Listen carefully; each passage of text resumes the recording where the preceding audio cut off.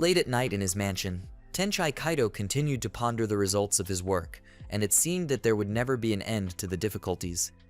The basic task the brilliant scientist was working on was the ability to program human emotions into an artificial intelligence. All of Kaido's research was long and arduous, with the fact that the brilliant scientist had a complete lack of useful connections adding to the difficulty.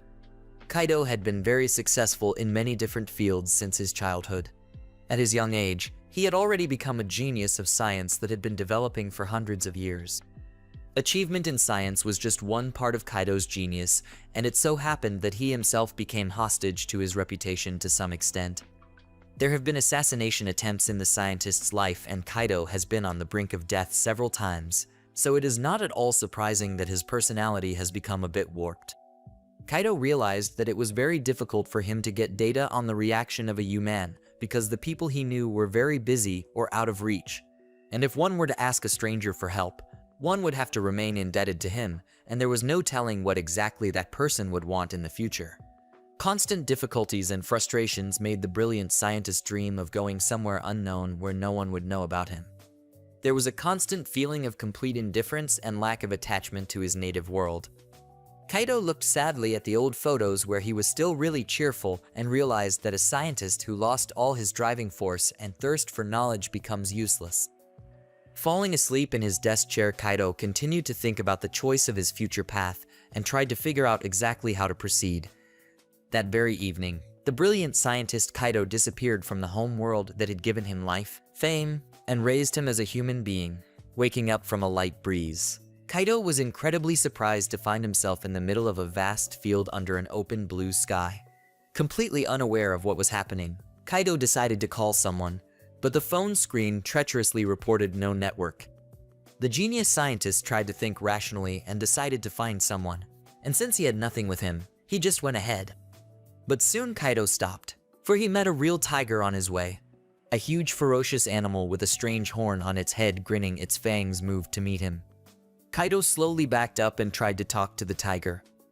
The huge striped cat was in no mood for conversation and immediately pounced on the tempting prey. Kaido realized that there was only one salvation in this situation, and it was in the pocket of his robe. The scientist accurately guessed the moment of the tiger's throw and was able to dodge the animal's deadly claws. The situation was critical and Kaido could barely contain his emotions from the terrible roar of the tiger. But still, Kaido was able to find the right moment and released an electric discharge at the huge predator. The stunned monster wriggled convulsively and fell to the ground and became absolutely motionless. Kaido praised himself for his foresight, for his prototype stun gun had really come in handy. This stun gun had incredible power and could kill even an elephant, but the enormous power was also a disadvantage of this device, as it could only be used twice. Kaido realized that he was also helped by the tiger's slowness, and if the monster had been a little faster, the outcome of the battle would have been different. But the main thing was that now one could feel calm and should concentrate on finding people. But suddenly Kaido felt a jolt in his back and regretted that he had not paid much attention to strengthening his body. A strange silhouette of a man in the sunlight asked the scientist what he was doing in this place. Kaido tried to take a closer look at his interlocutor, but was immediately accused of inappropriate behavior and punished with a kick from the woman's leg. The irascible lady realized that they had overdone it and decided not to leave the stranger in such a dangerous place, especially unconscious. At the same time, the girl paid attention to the beautiful features of the genius scientist's face and to the fact that his snow-white robe was terribly stained with dirt. The girl with wings was a little sad that she had not met such a handsome guy in the city as a normal person. But now there was nothing else I could do but to carry the stranger in her arms. The genius scientist's awakening was not very pleasant, as it felt as if he had escaped from a terrible nightmare. Almost immediately, a girl appeared nearby and politely offered flavored tea. Kaido thanked for the hot drink and regarded the unusual girl with astonishment. The beautiful stranger asked what confused the scientist, and Kaido pointed to the wings on his back. The girl introduced herself as Rumina Arclight and explained that those wings were her pride. After all, she is said to have some of the most beautiful black feathers among the winged race. Kaido introduced himself in return and greatly surprised the winged girl with his unusual name. The scientist inquired as to where he was even located. Rumina called this place her home, the Forest of Forestia, and told how he had struck Kaido and then brought him here to heal. The girl wondered why the scientist was wandering alone in a field among monsters in the first place. But Kaido himself did not know the answer to this question, so he honestly admitted that he did not remember how he got to that area. Kaido explained that he was just working in his lab as usual. Then he got very tired and fell asleep. And when he woke up, he was in that huge field. Rumina asked if he had ever studied teleportation magic before. Kaido explained that his research had nothing to do with teleportation. In fact, he had only fallen asleep and then found himself in an unfamiliar place. Kaido found all this very strange and asked if Rumina could even use magic. The girl admitted that she wasn't very good at it and could slightly use support magic with some daily needs and was a little skilled at using attack magic. Rumina noticed how it was getting dark outside and suggested that they light the lights. Rumina commanded the light to listen to her voice and become dim. To the scientist's surprise, the light in the lamp did indeed come on with absolutely no physical action. Rumina then stated that it was now the time of the monsters and Kaido had better stay in the house for the night. At the same time, the girl warned that if the scientist did anything untoward, she would personally throw him into the crowd of monsters. Kaido watched the magic light with interest and asked if he could examine the lamp. The girl didn't understand the surprise and allowed. To the scientist's surprise, there were no cords in the lamp, much less the bulb he was used to. Rumia asked why Kaido was so alarmed and abruptly fell silent. Kaido decided to test his theory and asked the girl if she knew the real purpose for the calculator. But judging from Rumina's reaction, this was the first time she had seen this elementary object. The scientist explained that the calculator is used as a tool to help with complex calculations and suggested that the girl come up with a math problem. Rumia quickly came up with different numbers and problems and was delighted with the process of calculating. Rumia quickly checked the calculator result by hand and was surprised by the complete match. The girl admitted that she had never before heard of a tool that could perform such complex calculations so easily. Kaido didn't understand why this simple calculator was so surprising to someone who uses magic. Gradually, the scientist began to guess that he had entered some fantasy world and asked Rumia to start by telling him more about magical processes. The girl reiterated that she wasn't very good at magic, but Kaido explained that he came from a place where magic didn't exist at all, and so any information was important to him. Rumia had never heard of a territory where magic was not used. The genius scientist explained that in his world they create so-called magic tools and use them to make their lives easier.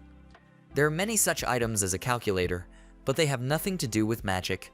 The girl with wings couldn't believe such a thing right away and decided that maybe Kaido was telling the truth.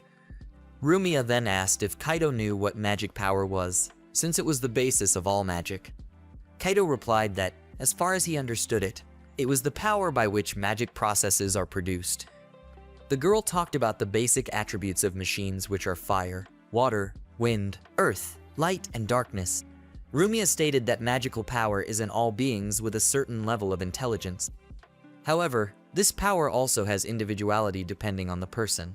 So each magical attribute has its own strengths and weaknesses. And the attributes themselves are essentially magic that can be used by each person. There is also magic without attributes consisting in a magic weapon or defense system.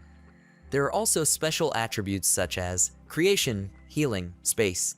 Rumia explained that she has heard of people who can use special attributes and they cannot use other magic, and such people are born about once every 100 years.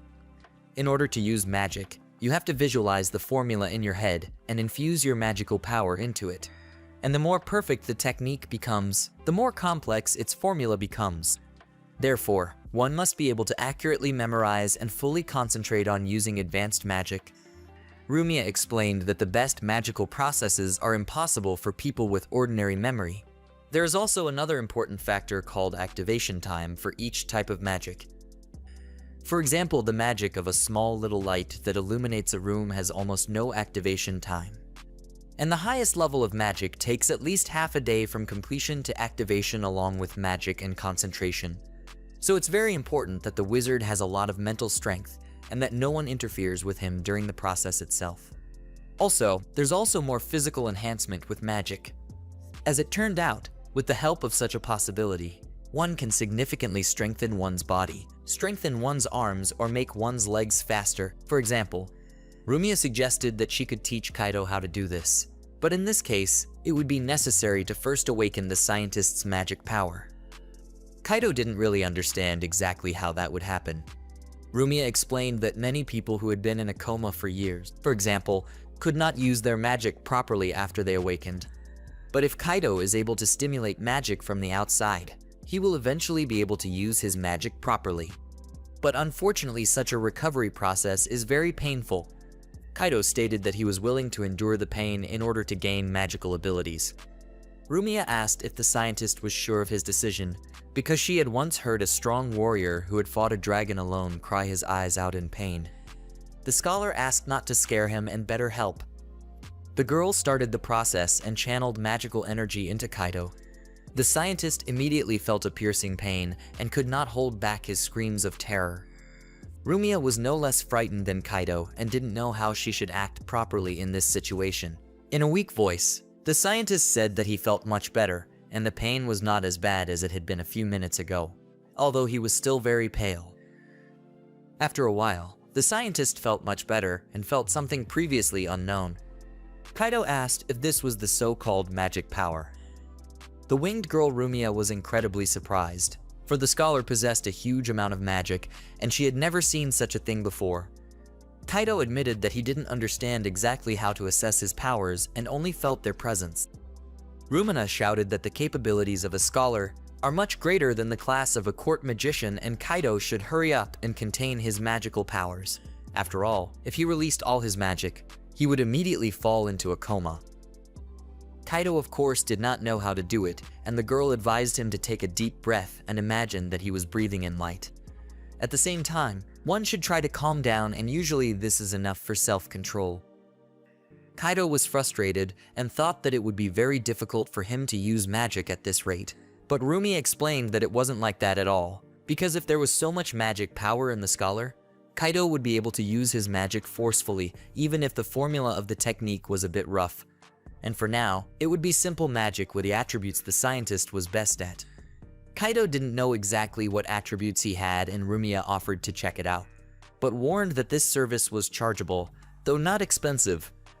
Kaido explained that he just wanted to know if there was any place where he could work without using magic and preferably continue to live without using it, since he didn't really like all that magical stuff and was more used to working with his hands and head. Rumiya was surprised at such a wish, for Kaido's strength was amazing. The scientist admitted that he was currently bankrupt and had to use his mental powers to earn money. Rumiya asked if Kaido could fix the house and improve the furnishings in some of the rooms. The guy replied that if he had the right tools and materials, he was quite capable of fixing the problem. The girl exclaimed that since Kaido would do it, she would let him live with her for free for a month and provide free food as well. Rumiya explained that her house had a rather old interior that she was already very bored with. Therefore, Kaido should take care of the renovation, and she had already ordered the necessary materials. The genius scientist thanked for the opportunity to work and for the girl letting him stay at her house for a while. All the tools and materials were stacked under the door, and all that remained was to improve the house. Afterward, Rumiya bid her guest rest and said good night. Kaido was thinking as he fell asleep that he should definitely find a normal job within the next month and secure a steady income. It would also be a good idea to improve his physical fitness and keep it up, because in this world it was an important factor. The morning greeted the genius scientist with a chill, and Kaido wished he hadn't closed the window for the night, as the draft was an unpleasant surprise this night. Kaido decided that he had to get up, but he wanted to wash his face first and then get to work. The scientist thought that the lady of the house would not mind if he used the bathroom without permission and went in search of the right room. Upon exiting the room, Kaido immediately smelled a pleasant odor, and it looked like Rumiya was preparing fresh baked goods. The comfort of home brought a sense of excitement to the genius scientist who was used to loneliness, and it was very pleasant to be in such a house. But to his surprise, Kaido did not find any faucet near the sink and did not immediately realize why this common object was simply not where it should be. It was strange to be in a house that apparently had a sewer system, but no plumbing. And most likely to get water in the yard, there is an ordinary well from which, as in ancient times, Water is taken out with a bucket, but the surprise of the genius scientist increased many times when he found himself on the street. The house in which he found himself was located on an incredibly high mountain, the height of which left no chance for a quick descent down. Kaido felt really annoyed and decided that if a god existed, he obviously had something against him. Abandoning the idea of going down the mountain, the scientist decided to go back inside and get to work. After inspecting all the rooms in the house, Kaido concluded that the interior was indeed quite damaged and some elements needed to be completely replaced. Kaido was disappointed that there was no other option but to replace the entire floor, as all the boards were in very bad condition. Having finished in one room and satisfied with his result, Kaido prepared to work in the living room and took the toolbox. The genius scientist set to work rearranging and cleaning, and it turned out to be not such a difficult task, which even calmed Kaido. While cleaning, Kaido noticed a large number of different books and decided to learn more about the world in which he found himself. After flipping through a few illustrated pages, Kaido was surprised to realize that he could read and understand a language unknown to him and seemed strange. Just at that moment, Rumia's voice was heard, announcing her return. The girl admitted that she was too tired and was surprised at the incredible cleanliness and freshness of her dwelling. Kaido greeted his hostess and continued to wipe the table defiantly. Rumia asked if Kaido had already fixed everything. The scientist explained how he had managed to replace almost the entire floor of the rooms and asked if Rumina was dissatisfied with anything. But the girl was actually delighted. Rumina felt real pleasure when she looked at the clean and renovated house and was glad to know such a skillful man. Kaido was pleased with the results of his work and asked if he could repair the chairs and tables outside, as it would be more convenient. Rumia of course didn't mind and offered the scientist a rest for starters, but Kaido decided to keep working. The winged girl was delighted with the scientist's enthusiasm, for he had indeed improved the condition of her dilapidated house. Until the evening, Kaido repaired the chairs and table and was finally satisfied with his work. The furniture ended up looking like new and could now serve for many more years. Joyful Rumia offered stew for dinner and confessed that she usually cooks it at the end of the month as it is an expensive dish. But today was a special day and Kaido's wonderful work should be celebrated. But the brilliant scientist asked for water and complained of extreme thirst. Rumia realized that her guest had indeed been without water since morning. The girl apologized for her indiscretion and applied the magical call of water, instantly filling the glass with clear, fresh liquid. Kaido gladly quenched his thirst and Rumia did her best to tend to her assistant. The girl filled the glass with water and carefully offered to taste the prepared dish. Kaido appreciated the appearance of the unknown dish and felt his hunger intensified by the pleasant aroma. The dish tasted very good and reminded him of something between a soup and a stew. The stew was perfectly cooked and the texture of the vegetables retained all the flavor and freshness. Also pleased with the seasonings, which were hard to distinguish in the overall flavor bouquet. Among the vegetables, Kaido found carrots, onions, and mushrooms, and considering the color and taste of the stew, there were clearly very ripe tomatoes in this dish. Considering all this, there were almost no obvious differences from the food Kaido was used to, and at one point the scholar found himself thinking about his native Japan. Rumia asked permission to ask a question and wondered if Kaido's main occupation was furniture maker or carpenter. Kaido explained that this was not the case and that his main job was as a researcher and inventor, and the content of his research is quite diverse from crops to the design of various structures. After finishing dinner, Kaido thanked for the delicious food and praised Rumina's cooking skills. The girl, in turn, thanked him for his help with the repairs and admitted that she was really happy to meet them. Kaido then asked why Rumina was in a bad mood when she got home and what exactly bad things had happened. Rumina explained that she had long intended to hunt down and kill the horned tiger she had been hunting for the past few days. But due to unknown reasons, this mighty monster had died in the middle of the field, and there were not even any visible injuries on it. All this search for the horned tiger proved too tiring and alas, did not bring the pleasure of hunting. Kaido wondered if Rumia was referring to a large horned tiger with green fur. The girl was surprised and replied that that was the animal she had found. Kaido admitted that he was the one who was able to kill the horned tiger with his weapon, and it came out for self-defense since the tiger had attacked him. The scientist explained that he had to do so because otherwise he would have been just an appetizer for the huge beast's lunch. The winged girl was amazed and asked if Kaido had suffered any wounds during the battle. The scholar explained that he had managed to successfully repel the tiger's attack and asked that didn't Ruina notice the burn on the animal's belly. The girl recalled not really paying much attention to the strange spot, and Kaido demonstrated his super-powered stun gun. The genius scientist explained that the shock of such a weapon could kill any opponent regardless of size. Ruina thought it was a bit silly, as she found it hard to believe in the power of such a strange little object. But Kaido explained that there was only one use left in this weapon, and after that it would be impossible to defend oneself as effectively. Kaido stated that he would be happy if Ruina could help strengthen his body with magic power. The girl didn't refuse and decided to help her new friend.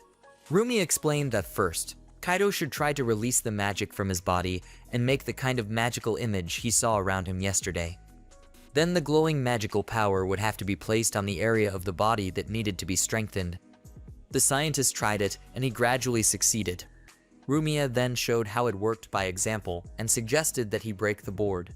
Kaido repeated exactly what the girl had done and was able to break a fairly strong board with a single blow. Rumi explained that if you spread the magic power over the whole body would be strengthened in the same way. However, it should not be forgotten that such manipulation consumes too much magical energy. Kaido understood the principle and liked the result very much. Rumi had told about her plans to visit the magic lab tomorrow and asked if Kaido wanted to go with her. At that, the girl promised to give her new friend money if he needed funds. The scientist didn't mind going for a walk and thought about such a possibility. Rumiya, pouring the fragrant tea, once again thanked Kaido for the repaired furniture. After a short thought, Kaido wondered if Rumiya would be able to carry him in her arms again like last time. The girl once again reminded herself that Kaido couldn't use magic on his own yet. The scientist explained that it would be very difficult for him to leave the area where the house was located, and it would take too much time and effort for him to go downstairs. Rumiya understood and apologized for the inconvenient location of her dwelling. Kaido sipped his tea and asked if Rumiya always lived alone in such a remote place, as there was a lot of furniture in the house for one person. The girl said that she is actually a mercenary and a member of the same group, and when they are not working they can live anywhere and do their own thing. That said, sometimes her co-workers and subordinates, when they are too bored, come to visit and they relax together. Although lately, for some reason, no one comes anymore and maybe everyone is busy with some important business. Kaido asked if Rumiya really knew so much about war since she was doing such a dangerous job as a mercenary. The genius scholar became very curious if the people of this magical world used any technological weapons for war. Rumiya didn't really understand what exactly Kaido meant and explained that it was much more useful to build arm strength with magic, as it would allow for more effective archery. Rumiya then talked about weapons that don't require magic. Rumiya quickly went to her room and brought out a gun that she said was only 3 years old and was the latest model. The girl then admitted that she was mistaken and proudly declared that this gun was only 2 years old. Kaido, however, was surprised to see a real flintlock shotgun, for in his world he could only find such a piece in a museum. The scientist immediately realized what level of technological progress this world was at and decided that if he could find an excellent blacksmith, it would be possible to make a gun with special ammunition. Such an advanced weapon could instantly upset the military balance of this world. It is also easy to assume that thanks to such advanced technology, it will be possible to make excellent money, because everyone will want to get something that will give them an advantage. Kaido realized how huge this temptation was and decided that it would most likely make things even worse in this world because of it. Of course, such weapons development would make money, but in the end, someone innocent was bound to get hurt, so it wasn't a good idea to go into that kind of business. Rumiya noticed Kaido's concern and asked if he was alright. The scientist only replied that he was just thinking about his future. Kaido decided that there was no point in thinking about any development at all at the moment, since he had no money. Rumiya admitted that she was very interested in the weapon that was able to kill the horned tiger and wanted to know why it could only be used once. Kaido didn't know how to explain and asked if Rumiya knew what electricity was. The girl said that it is the energy that makes lightning appear. The scientist praised the girl for such knowledge and explained that the source of energy for his powerful weapon is just such electricity, and it cannot be used when a certain amount of this energy runs out. Rumia suggested in this case to try to sell the stun gun, because the weapon that could kill the horned tiger with one blow will definitely be in good demand. Although well-trained mercenaries using magical powers can also effectively fight such monsters, Rumia suggested to Kaido that if he couldn't find a suitable job, he should enlist as a mercenary and she would train him. The scholar asked if Rumia was a real mercenary commander. She admitted that she had her own squad and could make Kaido a real mid-level officer within a month if he didn't get scared and run away. But the scientist stated that he was 24 years old and was no longer a little boy who could be scared of something. It turned out that the brilliant scientist was older than his possible commander and pointed out his advantage. But Rumia instantly showed her superior physical strength and advised her not to speak to her commander like that again. The girl was much stronger than the brilliant scientist and eventually made him say that he was wrong and considered Rumia to be a more experienced person with vast life experience. Rumia then suggested Kaido to take a bath. After all, he had been working all day and he needed to freshen up. With a quick movement of her hand, the girl used magic to fill the bathtub with clean water. Also, the scientist needed to change into something clean. Kaido asked if it was possible to dry clothes with magic after hand washing. But Rumia warned that it could severely damage the fabric, as her magic was too coarse. But the scholar decided that it wouldn't be a big deal. Washing by hand was indeed very uncomfortable, and it was a reminder to Kaido of how dependent we are on the tools of civilization. The girl asked what Kaido's robe was made of since he was so confident in its durability. The scientist proudly stated that it was a brand new material that he had been researching for a long time. Such a robe would be able to withstand even a few minutes if thrown into a long oven. Ruina wondered if the robe could withstand her magic and decided to test it. Kaido suggested hitting it with something fiery and seeing for herself how strong it was. The winged girl immediately summoned a blazing flame to listen to her voice, and in a few seconds a bright flash of magical fire enveloped the snow-white robe. Rumia was delighted with the unique fabric, for there was not a trace of fire left on the robe. The girl asked whether a person could withstand high temperatures if he was completely covered with such a cloth. But the scientist nodded his head in the negative, and Rumia asked in surprise what was the point of such a robe. The scientist frankly admitted that the whole point was the process of inventing something new. In the morning, Rumia decided not to stay late and have a ham and cheese sandwich for breakfast on the way, as she was in a hurry. But at the same time, the girl didn't forget to fill a glass with water so that Kaido wouldn't feel uncomfortable again. After a short time of packing, it was time to hit the road. Kaido felt excitement before the actual flight. It was very unusual to think that he would be in the sky in the arms of a girl. But Rumia did not feel any discomfort from the weight of the scientist and floated in the sky with ease. The girl's strength allowed her to carry such loads over quite a long distance. After a while, the girl thoughtfully asked if Kaido wanted a snack, since they had been traveling for a long time. But the scientist explained that it was unlikely that he would be very comfortable eating breakfast in this position. After flying a decent distance, Rumia all began to gradually descend, and eventually they ended up at the Magic Inspection Guild of the Western Branch of Forestia. The receptionist politely greeted the guild guests and inquired about the stranger next to Rumina, as she had never seen this guy in country clothes before. Rumina introduced Kaido and called him her new neighbor. The receptionist girl gave her rather long name as Cirrus Fedosia Guran and motioned to proceed to the measuring room, with Cirrus pointing in the right direction. Cirrus asked Kaido to stand in the right place and try to release his magic power. The admin girl was very surprised at the measurement result, for the color of Kaido's magic power was completely white without any other impurities and the like she had never seen before. There are usually 6 colors that indicate the attribute of magic power, and all 6 colors never appear white, even if they are mixed all together. And pure white is not included in these 6 colors at all.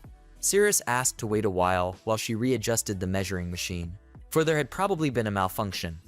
At the same time, Cirrus decided that dark green was the most ideal color for a human, and it meant the presence of the wind attribute. The guild administrator girl asked her to wait for a while and decided to check something. Soon, Cirrus returned with a weighty stack of books and apologized for keeping her waiting. Sirius asked the guests if they knew anything about the Citadel King. Rumia was surprised at such a question and visibly perked up.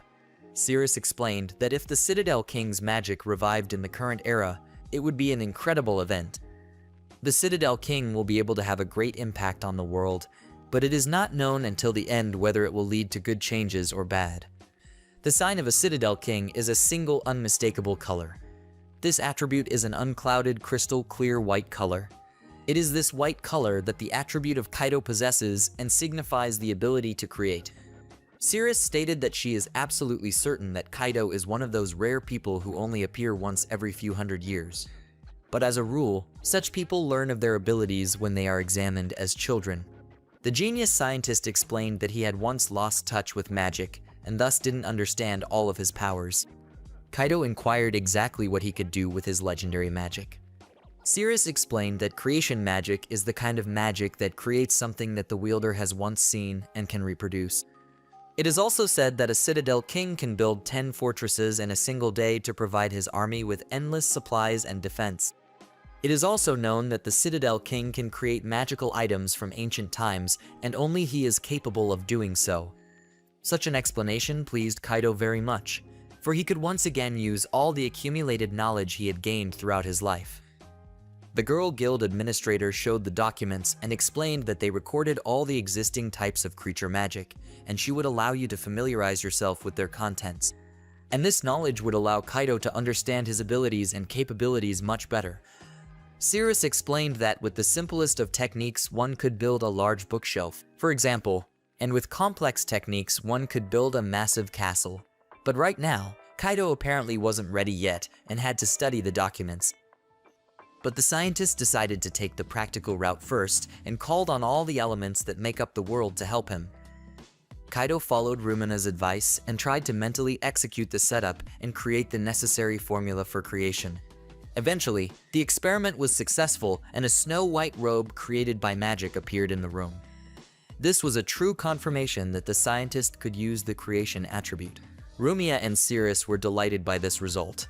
But Kaido proudly declared that this was just the beginning.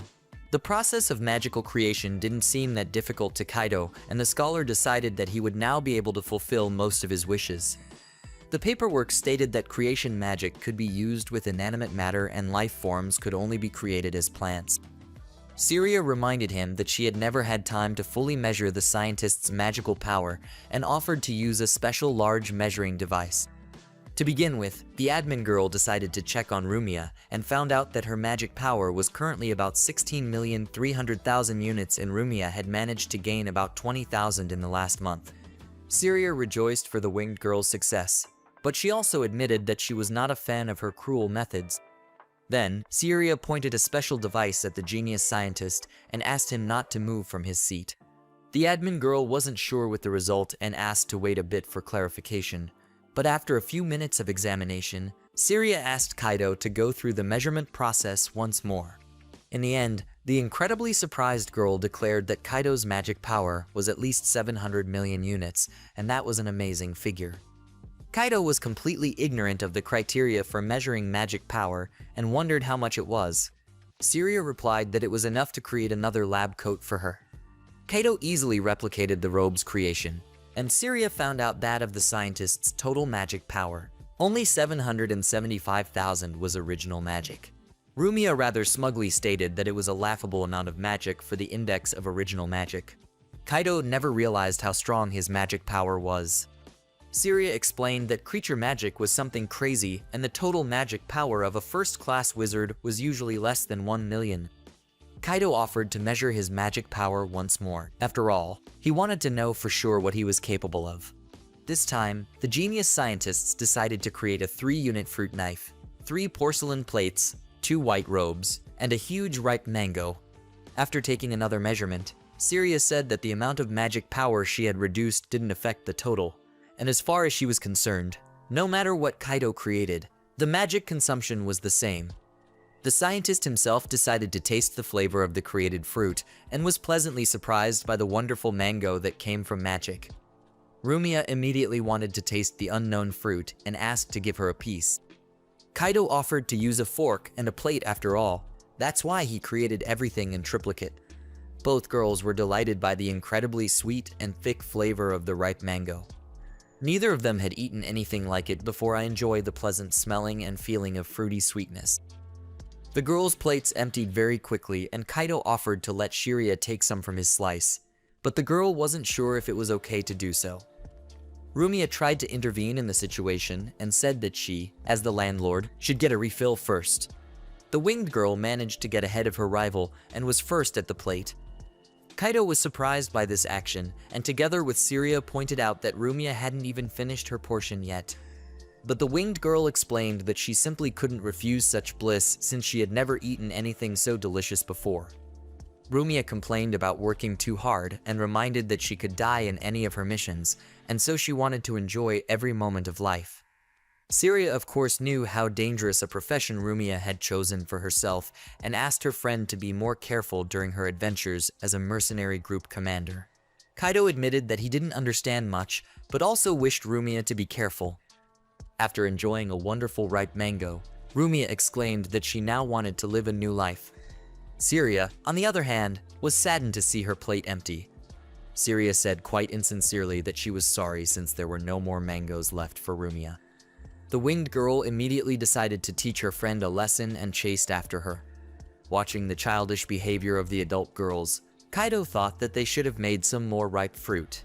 Soon the girls did return to the room, and judging by the way Rumiya carried her friend in her arms, the result of their confrontation was in the winged girl's favor. Kaido was surprised at their relationship and asked if the mango was really that good. Syria replied that such a beautiful fruit was good enough to satisfy the royal family. Rumiya explained that her friend was actually the daughter of the Marquis, and since she said so, it was really true. The ingenious scholars asked how profitable it would be to sell such fruits, and if they could make money. Syria suggested that such wonderful fruits could cost at least 20,000 pounds apiece, and that was a very good price. Kaido was not well versed in the prices of this world, and asked the winged girl how much she spent per month on food. Rumina explained that it was about 80,000, but it was 4 times the normal amount. Kaido decided that such prices could have a big impact on the local farmers, and it might be worth starting by trading cherries and persimmons. Syria was delighted at the prospect and asked if the scientist could really create other high-quality fruits so that she could enjoy the unexplored flavor. Kaido very quickly created beautiful cherries and persimmons, the flavor of which the girls liked very much. Syria immediately offered to start trading the fruit in her personal mansion. Kaido was interested in such an opportunity, but asked to observe one condition, that the girls not spread about his magic creation attribute. Syria was a little saddened and asked if it was because this information could reach the royal family through her. The brilliant scientist admitted that he really wanted to avoid people in power, because there was no telling what they might do to achieve their goals. But Syria explained that rumors would still spread despite all the warnings. Kaido explained that he could strengthen his powers while it would remain a secret, but afterward he would help with various problems. Kaido asked if Ruina would be able to keep information about his incredible magical power secret. The winged girl immediately made conditions and asked for a dessert for herself every week, while promising to take care of transportation. Syria praised her friend for being resourceful and enterprising. The winged girl then offered to show Kaido the weapon with which he was able to defeat the horned tiger, since Syria could quite possibly buy it for a decent price. The genius scientist demonstrated his improved stun gun and inquired how much it could be sold for. Syria of course did not know of such a weapon and admitted that it was difficult for her to give an appraisal and put a price on it. Kaido decided not to continue the discussion about the stun gun and used the ability he had learned about from the magic memo. Thanks to some properties, he could make the magic item he created disappear. Syria admitted that she had one interesting suggestion. The girl explained that since Kaido really wanted to hide his magic, he would need access to literature, and she could offer to use her family's library, since they were actually originally documents belonging to her. The genius scholar agreed to such a proposal and promised the administrator to bring 40 pieces of persimmons as a token of gratitude. Rumiya offered to go shopping in the meantime and said goodbye to her friend. Syria wished her friends good luck and gave them a glance with a little sadness. The girl was glad to meet such an unusual person like Kaido and wanted to meet him as soon as possible. After Syria was alone, she served her subordinate and assigned her an important task. The guild administrator asked Sharon to follow the person who was with Rumina and report all of his actions. The assistant promised to complete the task and immediately set off in pursuit. Syria realized that the scientist, in addition to his incredible creation magic, also possessed an unknown weapon of unknown origin, and so it was imperative for her to find out who he really was. During the flight, Kaido still decided to have some snacks, but the sandwiches he had prepared were too little. Rumia suggested eating lunch in the city when they reached it, and that was not a bad idea. But suddenly, a giant eagle appeared in the sky. Such animals were twice the size of an adult male common eagle and possessed a sharp beak with which they could mortally wound almost any opponent. Rumia immediately assessed the degree of danger and immediately released the scientist from her hands and sent him into free fall. At the same time, the girl promised to return soon once she dealt with the dangerous monster.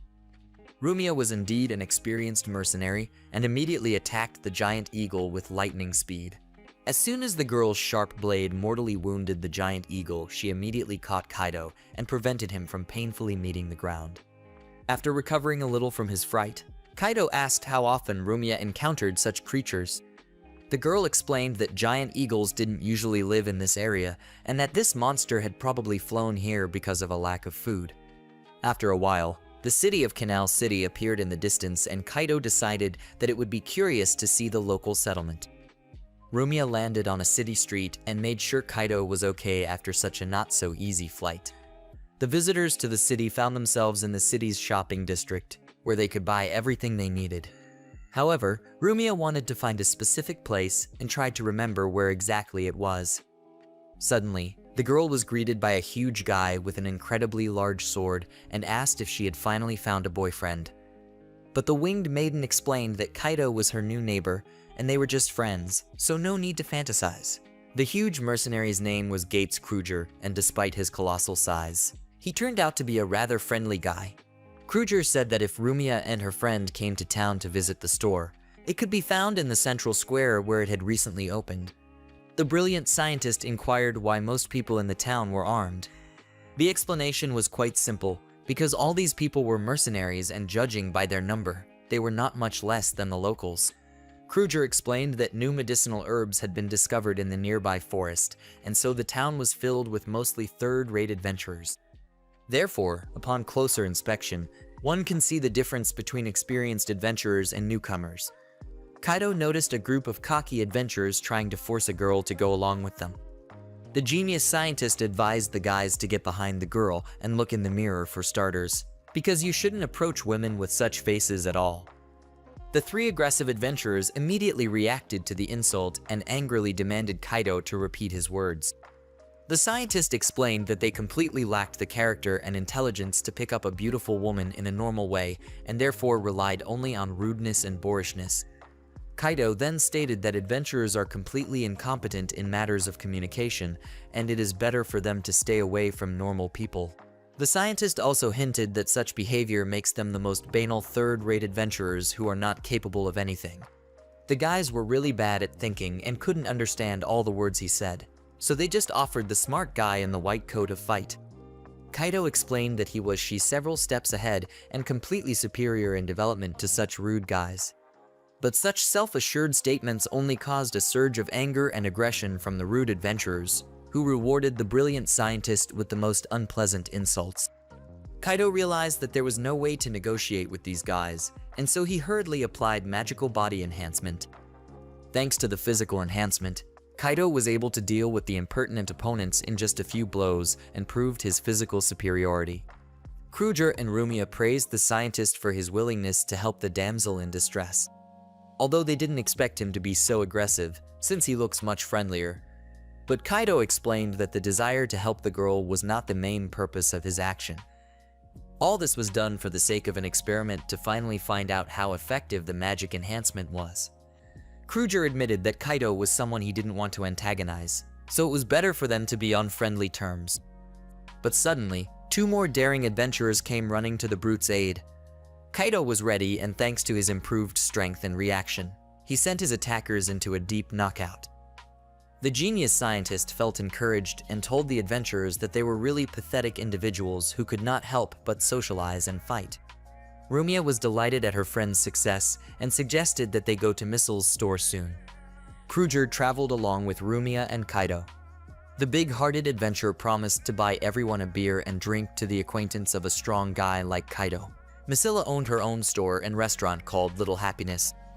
This cafe store was famous for its very delicious food and nice friendly atmosphere. Misilla was happy to see Rumia and immediately went out to meet. The shopkeeper immediately asked if the winged girl had finally gotten a boyfriend. Rumia was not surprised at such a banal assumption. Misilla immediately provided the menu and Rumia wanted to order roasted golden pork shoulder, and Kaido ordered roasted vegetables with beef on the advice of the hostess. Kruger hesitated slightly and reread the menu several times. But the shopkeeper decided to do otherwise and took the huge mercenary with her to help her with the cooking. Kruger certainly didn't want to work, but in this case he couldn't refuse. Kruger asked Rumia not to forget and ordered a pint of beer for him. The girl of course promised to do so and said that she and Misilla had a great relationship.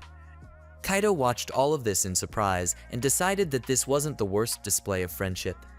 While the food was being prepared in the kitchen and Kruger was clearly following all the orders of the hostess of the place, the guests were just waiting and chatting. Rumia asked what Kaido was thinking about, and the brilliant scientist confessed that he missed his parents. The girl asked for more details and thought that Kaido did not get along well with them. But as it turned out, the scientist's parents disappeared without a trace when he was only 12 years old. Kaido explained that the mystery of their disappearance had never been solved. It was unclear why they had disappeared, since they couldn't have run away since they had enough money and influence to live peacefully even without working. Kaido then suggested to change the topic and not talk about sad things. After a few minutes, the hostess of the place also appeared, who apologized for waiting and placed plates of fragrant food on the table. Rumia was delighted with the wonderful taste of the rice and confessed that she could not eat bread anymore after the first time she tasted it. Kaido, like a true Japanese, also chose rice as an accompaniment to the main meal. The hostess of the establishment quickly brought small plates of rice and suggested using chopsticks. But Rumia rejected the idea as it was still very difficult for her to use this Asian attribute of cuisine. Rumia was delighted with the delicious food and admitted that she couldn't stop eating, even though she felt full. Kaido agreed with his companion, for the local food was indeed of high quality and reminded him very much of his native Japan. The flavor of the rice was incredibly rich as it was cooked the right way.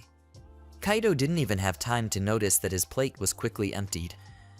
Rumia watched with interest as the genius scientist deftly used the chopsticks, since she couldn't handle them herself. Kaido promised to teach her the skill next time. For dessert, the hostess brought milk ice cream. This ice cream was made from fresh milk and was frozen with magic, so it had an incredibly fresh flavor. Rumia explained that the ice cream at this establishment was much tastier than any other cafe, so she always dined here. Kaido marveled at how happy a girl could be with delicious food. Deciding that it was already time for them to go, Rumia asked to bring the bill. The winged girl, after paying for all the dishes, left some money for Kruger since she promised to treat him to a cold beer. After that, the friends went shopping, which turned out to be not so little. Rumia suggested that the scientist wait for her at some place and not carry heavy weights. Kaido agreed to this idea, as it was really not easy for him to keep up with the girl. The winged girl set off for further shopping and promised to return as soon as possible. Kaido in the meantime decided to rest and meditate for a while.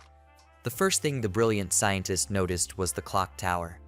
The hands and dial were quite familiar, and Kaido realized that in this world, the 12-hour system was considered the norm.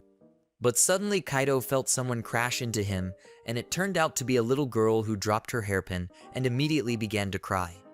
The hairpin couldn't withstand the impact on the sidewalk and split into two pieces.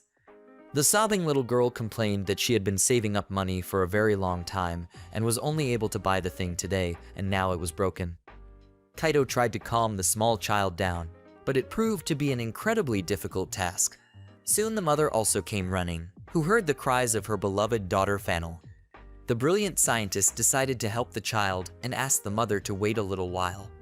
Kaido promised to create exactly the same hairpin and give it as a free gift. The girl was surprised and immediately stopped crying, and Kaido explained that he would definitely be able to do it, since he never cheats little children. The scientist quite skillfully began using a knife to create a similar hairpin from a piece of wood, and the girl watched the whole process very carefully. Soon the hairpin was ready, and this brought real joy to the girl, who called Kaido her brother and thanked him for the gift. The overjoyed mother went on with her daughter, and Kaido wished the girl to be more careful. Just at that moment, Rumia returned with her shopping and noticed that Kaido wasted no time. In addition to all the heavy items, the brilliant scientist was now carrying a huge bag of meat and was not upset when Rumia said that they had no time to visit the armory and had to return home. Once home, they needed to figure out what kind of dish to make for dinner. Kaido offered his help and explained that he would like to try something and surprise them with his culinary talent. Kaido prepared many different foods such as rice, seaweed, pickled radish, sauce, also clean water, and a capacious wok. Rumia was interested in the process and asked what kind of dish it would make. The scientist explained that he was going to make soup. While making preparations, Kaido decided that he could make a meat-based soup, since it was too difficult to make a surimi-based soup. To begin, the scholar put well-washed rice on the fire. After that, Kaido carefully sliced the pickled radish, and since the wok on the fire was already boiling, he decided to take it off the fire and wait for it to cool down. After that, it was necessary to add to the resulting broth natto and fried tofu, and as soon as all this substance is steamed, it should be removed from the fire. After that, it is necessary to pour the soup over and reboil it on low heat. Rumia was delighted with the whole process of making the soup and confessed that she really liked the pleasant flavor of the dish. Kaido decided that just in the meantime, the rice had already cooked. The young scholar then served the rice along with the soup and suggested that the girl not be shy and eat while everything was hot. The girl tasted with great interest and surprise a dish she had never eaten before. Having tasted the soup and the specially prepared rice, Rumia exclaimed that it was all incredibly delicious and perfectly combined with each other. Meanwhile, Kaido decided to make musubi from the leftover rice and fry it over low coals. For a change, Kaido decided to dip some musubi in soup and some in soy sauce. Rumia loved the smell of the new unknown dish and wondered how much longer to wait. But Kaido replied that everything was already ready and it was okay to try. The musubi looked amazing, and the girl immediately grabbed a plate to try the strange pieces of fried rice as soon as possible. The wonderful flavor of the fried rice really pleased the winged girl, and she asked why it had such a strange taste. Kaido explained that it was all due to the soy sauce created from ordinary soybeans, and it was what gave any dish a rich flavor. Kaido offered to make another dish like this if Rumia liked it. The girl did not hesitate to make as much as possible, because she could eat as much of this kind of fried rice as she wanted. Kaido suggested that the girl try mixing the soup with the rice, and although it's not usually done that way, it's also very tasty. Rumia followed the advice without a second thought and experienced the great flavor of the unusual combination of foods. Kaido said that soup could also be made from fish, but it was not capable of creating living things. Rumia replied that you could have just told her that earlier, and then she would have bought the fish. But this way she would have to wait for her next visit to the city. Rumia admitted that she was very engrossed, so she didn't notice the unusual rice, which was tastier than what she usually ate. Kaido has indeed created a rice of the highest quality grown with the latest technology. This rice is dried using only sunlight, while plain rice is dried using a special machine. Rumia was fascinated by Kaido's culinary skills and asked him to prepare new dishes every day while he was at her home. But the brilliant scientist said that first he needed to do his immediate work. Rumia reminded Kaido of his plans to sell fruits with the help of Cirrus, and if he asked her, Cirrus could introduce her to good and wealthy customers. Kaido asked if the Duke's daughter had such great connections. Rumia explained that Cirrus knows a lot of people, and not helping her can really be invaluable.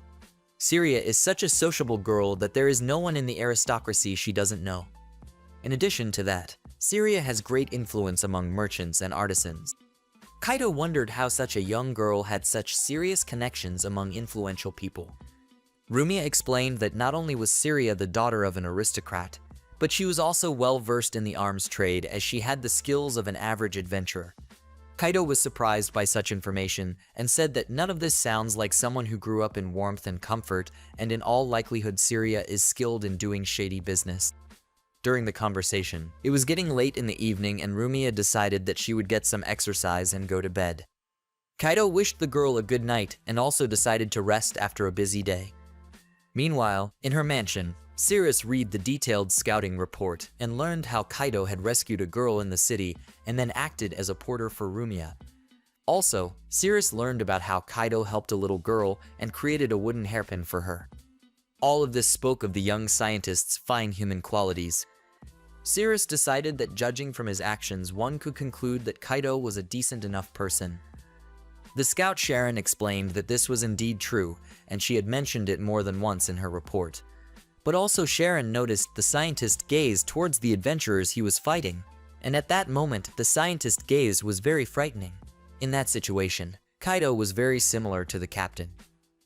Sirius was surprised at this view of the assistant and asked that did Kaido not see people as something worthwhile, but if the scientist was such a cruel person, then how could the situation with the little girl and her hairpin be explained? Sharon admitted that she cannot answer this question because she has no ability to evaluate people, and this question would be better dealt with by the captain or even Miss Sirius herself. It was noticeable how Sharon began to worry and Sirius asked her assistant to calm down. Sirius decided that it was necessary to gradually study Kaido since she had every opportunity to do so. Sharon asked her mistress why she was taking such a keen interest in this man. But Sirius stated that there was no more need to keep an eye on Kaido, and that she would now take care of that personally. And Rumia would be an excellent card in her hands. Sharon was surprised at such cunning plans of the mistress from listening to every word with interest. Sirius exclaimed that she had full confidence in her abilities and would definitely achieve the desired result as she always achieves her goals. Sirius still thought that there might be a gap in her calculations the next time she met this young scientist. But no matter what, her main goal was to become a good friend to Kaido and capitalize on it. After all, it makes no sense to turn such a powerful man against himself. Especially he can be very useful since his magic power is unique. The next morning, Rumia and Kaido went to deliver the goods to Sirius, and as usual, the young scholar carried all the heavy weights. The winged girl reported that they were already at the location and pointed to the beautiful mansion of Sirius. At the entrance of the mansion, the guests were greeted by the butler Ulrich Krantz, who was happy to see Rumia. The curious butler then inquired about the contents of the crates brought in. Kaido invited Krantz to examine the goods and taste the fruit for himself. The butler made sure that the goods were safe and explained that the payment for the goods would be made personally by Mrs. Sirius. The mistress of the mansion welcomed the guests into a very beautiful living room and invited them to settle in. Sirius suggested that they not waste any time and get right down to business. Kaido decided to give the initiative to the aristocrat's daughter and invited Sirius to give her ideas. Sirius said that if Kaido was satisfied with any price offered, she would be happy to offer the minimum. The young scholar replied that he certainly valued Miss Sirius's opinion, but would not want to undervalue the quality of his goods because of too low a price. The mistress of the mansion appreciated Kaido's ability to negotiate and did not argue about the price anymore. Sirius asked Krantz to prepare 120,000 and give it to the guests. Sirius decided to buy the fruit at 3,000 apiece. This angered the butler, but the hostess suggested that Krantz see for himself the quality of the goods. Sirius decided that Kaido-sen had filled the drawers to the max and ordered the chef to be called immediately.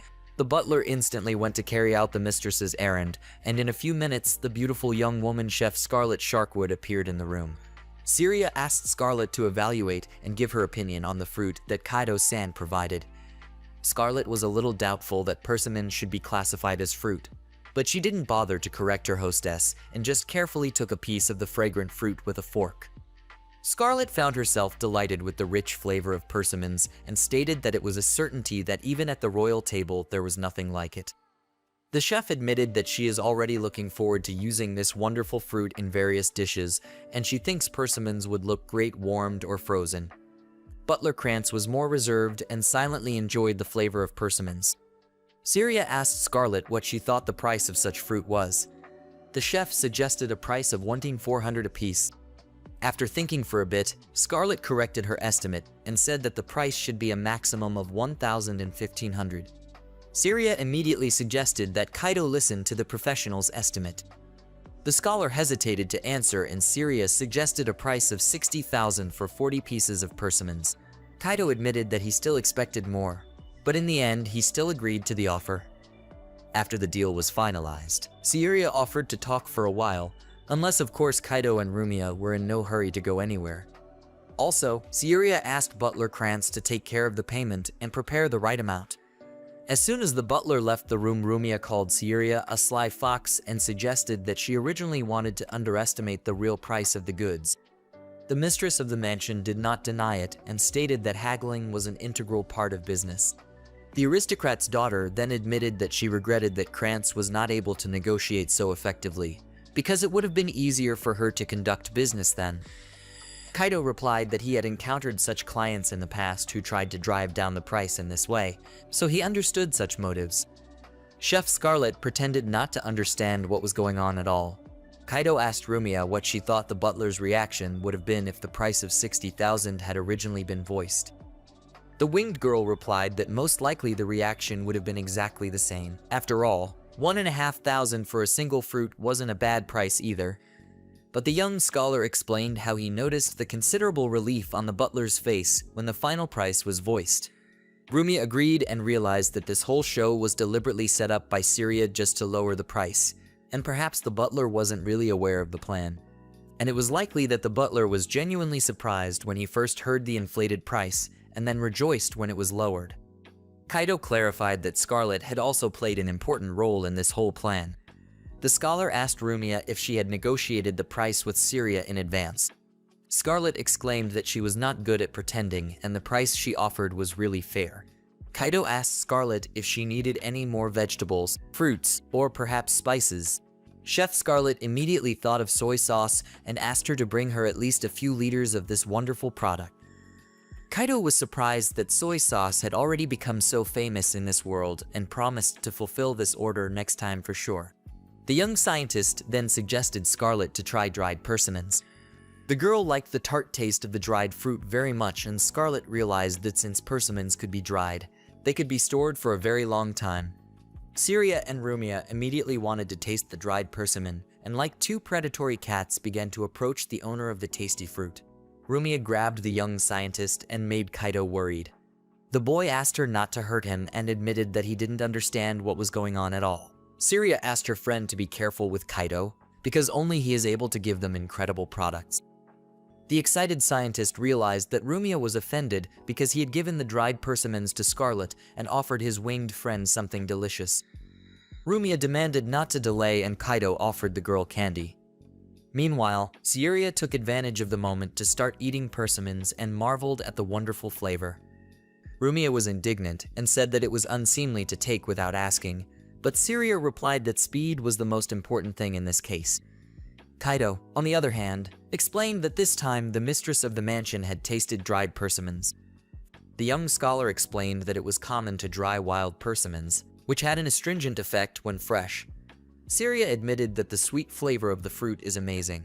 Scarlet, on the other hand, suggested that it's the drying process that brings out the sweetness, and at the same time, the unpleasant astringency disappears. The chef marveled at this unusual method. Kaido then suggested that the winged girl try fried yams. Rumiya thought it was just a regular fried potato without butter and refused to eat it. Sierra decided to try the yams and gave her friend a chocolate bar. Rumiya said that the chocolate bar was quite ordinary, but it was still delicious. Sierra, on the other hand, enjoyed the honey yam and admitted that it was so sweet that many fruits do not even taste that good. Sierra went on to describe the incredible sensation of the yam and made her friend regret that she refused to eat this strange fruit. Rumiya could not restrain her curiosity and asked to taste at least a piece. But Sierra reminded her that Rumiya had exchanged the yam for a chocolate bar, which she had already managed to eat. In the end, the winged girl still tasted the honey yam and was surprised at the great taste of ordinary potatoes. Rumiya admitted that she had no idea that an ordinary potato could be so sweet. Sierra explained that she trusted Kaido completely, and so she was rewarded with such a sweet fruit. Rumiya remembered how as a child, she was constantly forced to eat potatoes for lunch due to the fact that her family was too big and didn't have enough money for proper food. In those distant times, the little girl dreamed of eating fresh bread every day. Potatoes were considered too cheap food that was only meant to satisfy hunger. This prejudice was going to wreak havoc with Rumiya. Kaido joked that he even felt a little resentful since Rumiya distrusted him as much as he did. The winged girl rewarded Syria and Kaido with various insulting words for making silly jokes. Syria apologized to Scarlet for being distracted from her work. But the chief cook replied that it was no big deal and she was happy to meet the guests of the mansion. Syria then asked if there was anything else she could do to help Kaido. The young scholar didn't understand what exactly the mansion's mistress meant. Syria decided to be blunt and asked that Kaido probably had some good reason why he was forced to stay at Rumia's house. Rumia at this point reminded him that she still didn't fully trust Kaido and needed to understand that.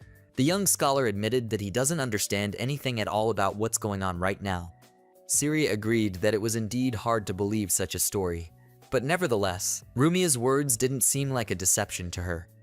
Therefore, it's likely that Kaido is still intentionally holding back something important. Rumia asked Kaido not to worry about her secret because she realized it from the beginning, but still let him stay. Therefore, there was no need to tell the whole truth right now. The young scientist thanked for understanding and promised that someday he would definitely tell about how he came into this world. Syria decided not to argue with Rumia and only listened attentively. Then, Syria offered to finish things and confessed that she actually enjoyed learning a lot of new things. Kaido promised to tell everything as soon as he gathered more information himself, and perhaps that would be very soon. Syria saw this as an opportunity and offered her help. Kaido immediately asked if there was a good library nearby. But Syria explained that unfortunately there were no libraries at all in Schutzburg. The young scholar resented such ignorance and exclaimed that any country is doomed without knowledge. Syria agreed with Kaido's words and spoke of how many scholars were leaving the country. It is not surprising though, as other countries have all the conditions for them to do research. The only thing the mistress of the mansion was able to offer was the personal library that is in this house. The girl demonstrated the so-called library and said she didn't quite know if it would help Kaido in any way. The young scholar was incredibly surprised by the sheer number of shelves with countless books, for he didn't even expect to see such a scale. Kaido immediately asked where he could find magic, medical, and pharmaceutical books. He would also like to read books about plants, monsters, and war stories. Syria explained that magic books are on the second tier, medical books on the right, and pharmaceutical books on the left. And all other books can be found on the fourth tier of shelving. At this, Syria explained that the special books on creature magic were hidden in a secret room, and if Kaido wanted to familiarize himself with them, she could escort him. But the young scholar refused and explained that he had enough material to study for today. The library was indeed huge and was very much to the young scholar's liking. Syria stated that she was glad to see people who valued knowledge and strived for excellence.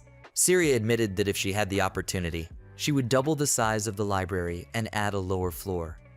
But for the moment, the library collected literature from some neighboring countries. The girl explained that Skazburg was surrounded by 4 strong countries between which there were not the best relations.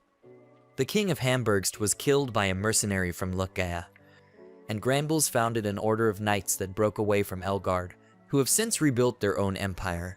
Syria told how her country had been invaded many times because of its disadvantageous geographical location. But for over 100 years, they still managed to hold off the onslaught of their enemies. Kaido realized that the current situation was not an easy task for a lover of knowledge to obtain rare literature. Syria stated that she was well aware that the leakage of books was tantamount to the leakage of knowledge from the country. Therefore, she collected these books no matter what. In doing so, she had to use both legal and illegal means. It was through these incredible efforts that this amazing library was created. Kaido first found himself in the middle of the books on medicine and began to study them with interest.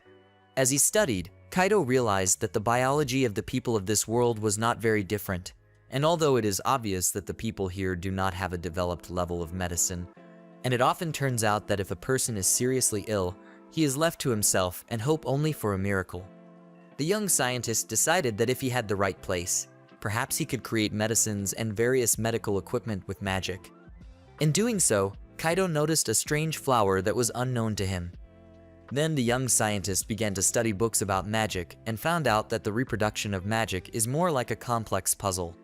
For example, non-elemental magic was characterized by quick activation and could be used by anyone. The downside of such magic was the very limited possibilities.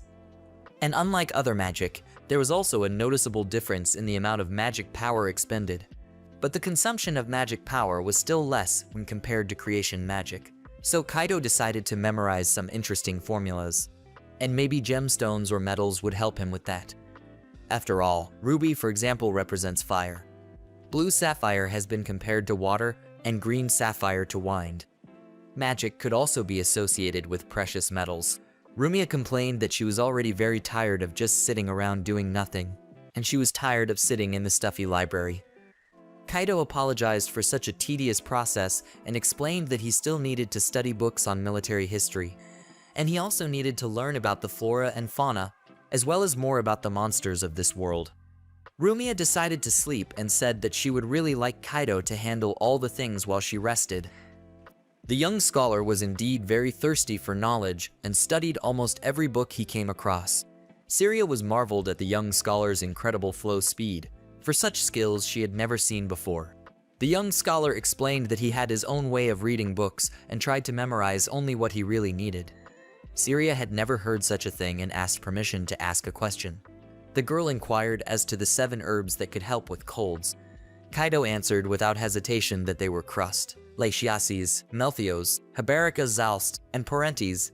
A decoction of Melthios and Habarica has a calming effect. And if you grind Lachiases together with Lucica and Parentes, you get an excellent sleeping pill that can be used for recuperation. Syria decided to complicate the question and asked where exactly Zarst grows. Kaido answered quite accurately that this medicinal plant grows in wooded areas near rivers, while Ligris grows near lakes, which is located in Gamburst. Therefore, special permission from the Dukes of Lemia, Kleis and Fortist is needed to collect these medicinal herbs. The mistress of the library then asked to name all the necessary conditions for becoming a Dragon Lord. The brilliant scholar explained that the first thing to do is to enrage the dragon in a one-on-one battle. And while the dragon is in a rage, it is required to render it unconscious. After the dragon awakens, a blade must be hovered over the tip of its nose. And if the dragon will pliantly show his belly, then it means that the taming has been successful. But most importantly, after that it is imperative to feed and house the dragon somewhere. Therefore, because of such difficult conditions, only powerful people with resources and land can become Dragon Lords. Syria was annoyed by Kaido's incredible ability to memorize any information and literally pounced on him. Syria was genuinely jealous of the young scientist and asked what one even had to do to memorize information so well. Kaido recalled his special reading technique, which greatly helps to reduce time and helps to memorize only important information. Kaido also stated that he had time to compare 2 interesting atlases. The scientist stated that the images of Meltios and Meltilia were confused in those atlases. Syria looked closely at the images and agreed that the books did indeed contain inexcusable errors, and therefore a complaint should be made to the publisher. Kaido then decided to take up the study of military history books. Syria immediately recommended reading Oswald's history books, as they contained a lot of information regarding neighboring countries. Syria also recommended weighty books called Traditional Troops of Lukgaya, Chronicle of the Military March of Gamburst, Military Cannons of Elgard, and Chronicles of the Imperial Troops of Granbles.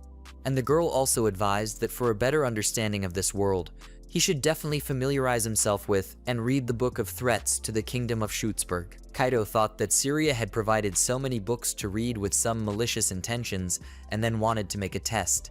Syria herself suggested that if there was anything unclear, to contact her and she would explain the details. After an hour, Kaido explained to Syria what letters and figures of speech are not used, and if she wanted to use them in the same way, it would be better to change them slightly. The girl thanked for the hints and praised Kaido for his excellent way of explaining. The young scientist admitted that he didn't even understand why he was the one who started explaining some inconsistencies.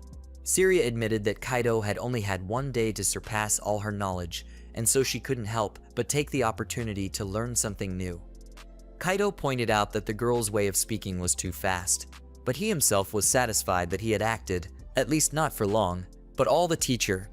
Syria admitted that she still had a few more questions, but Kaido decided to talk about the deal right away.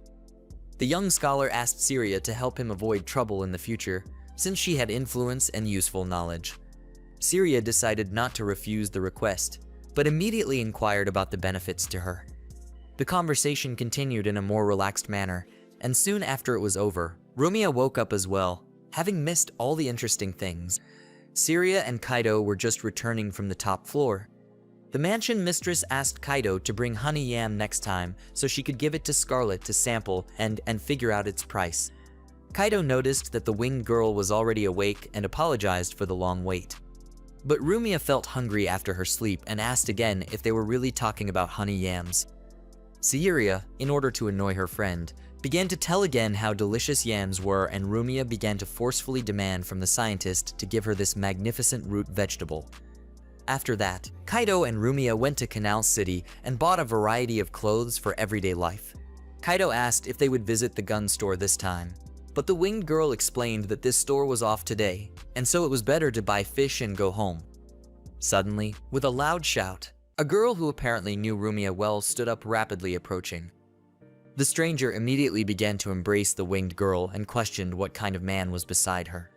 Rumia called the overly noisy girl Silica and asked her to loosen her embrace. Kaido joked that apparently there was some incredible connection between them, and it was most likely the fault of sincere feelings that lead to jealousy. Rumia barked at the scientist, asking him not to play along with Silica. Silica herself turned out to be a very jealous girl indeed, and was jealous of her friend.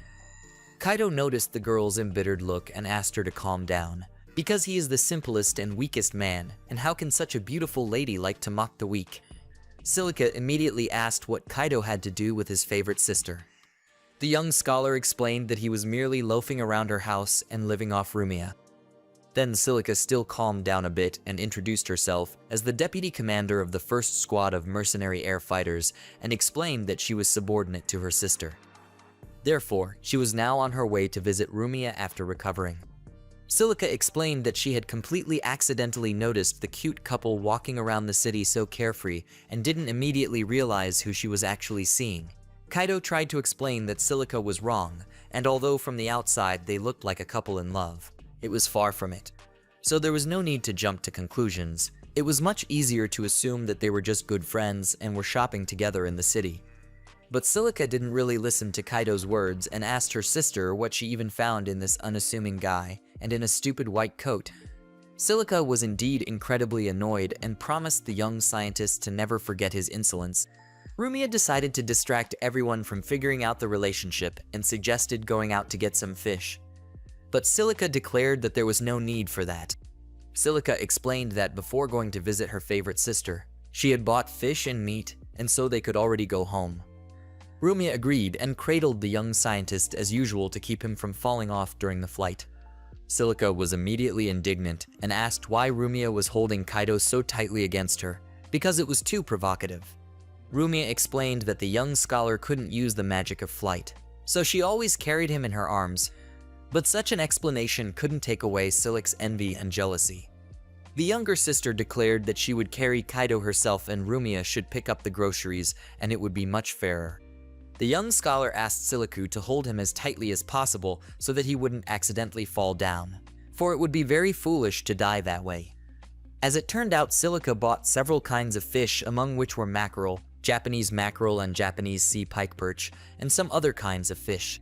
Kaido confessed that he couldn't identify all the species of fish since he was seeing most of the varieties for the first time in his life.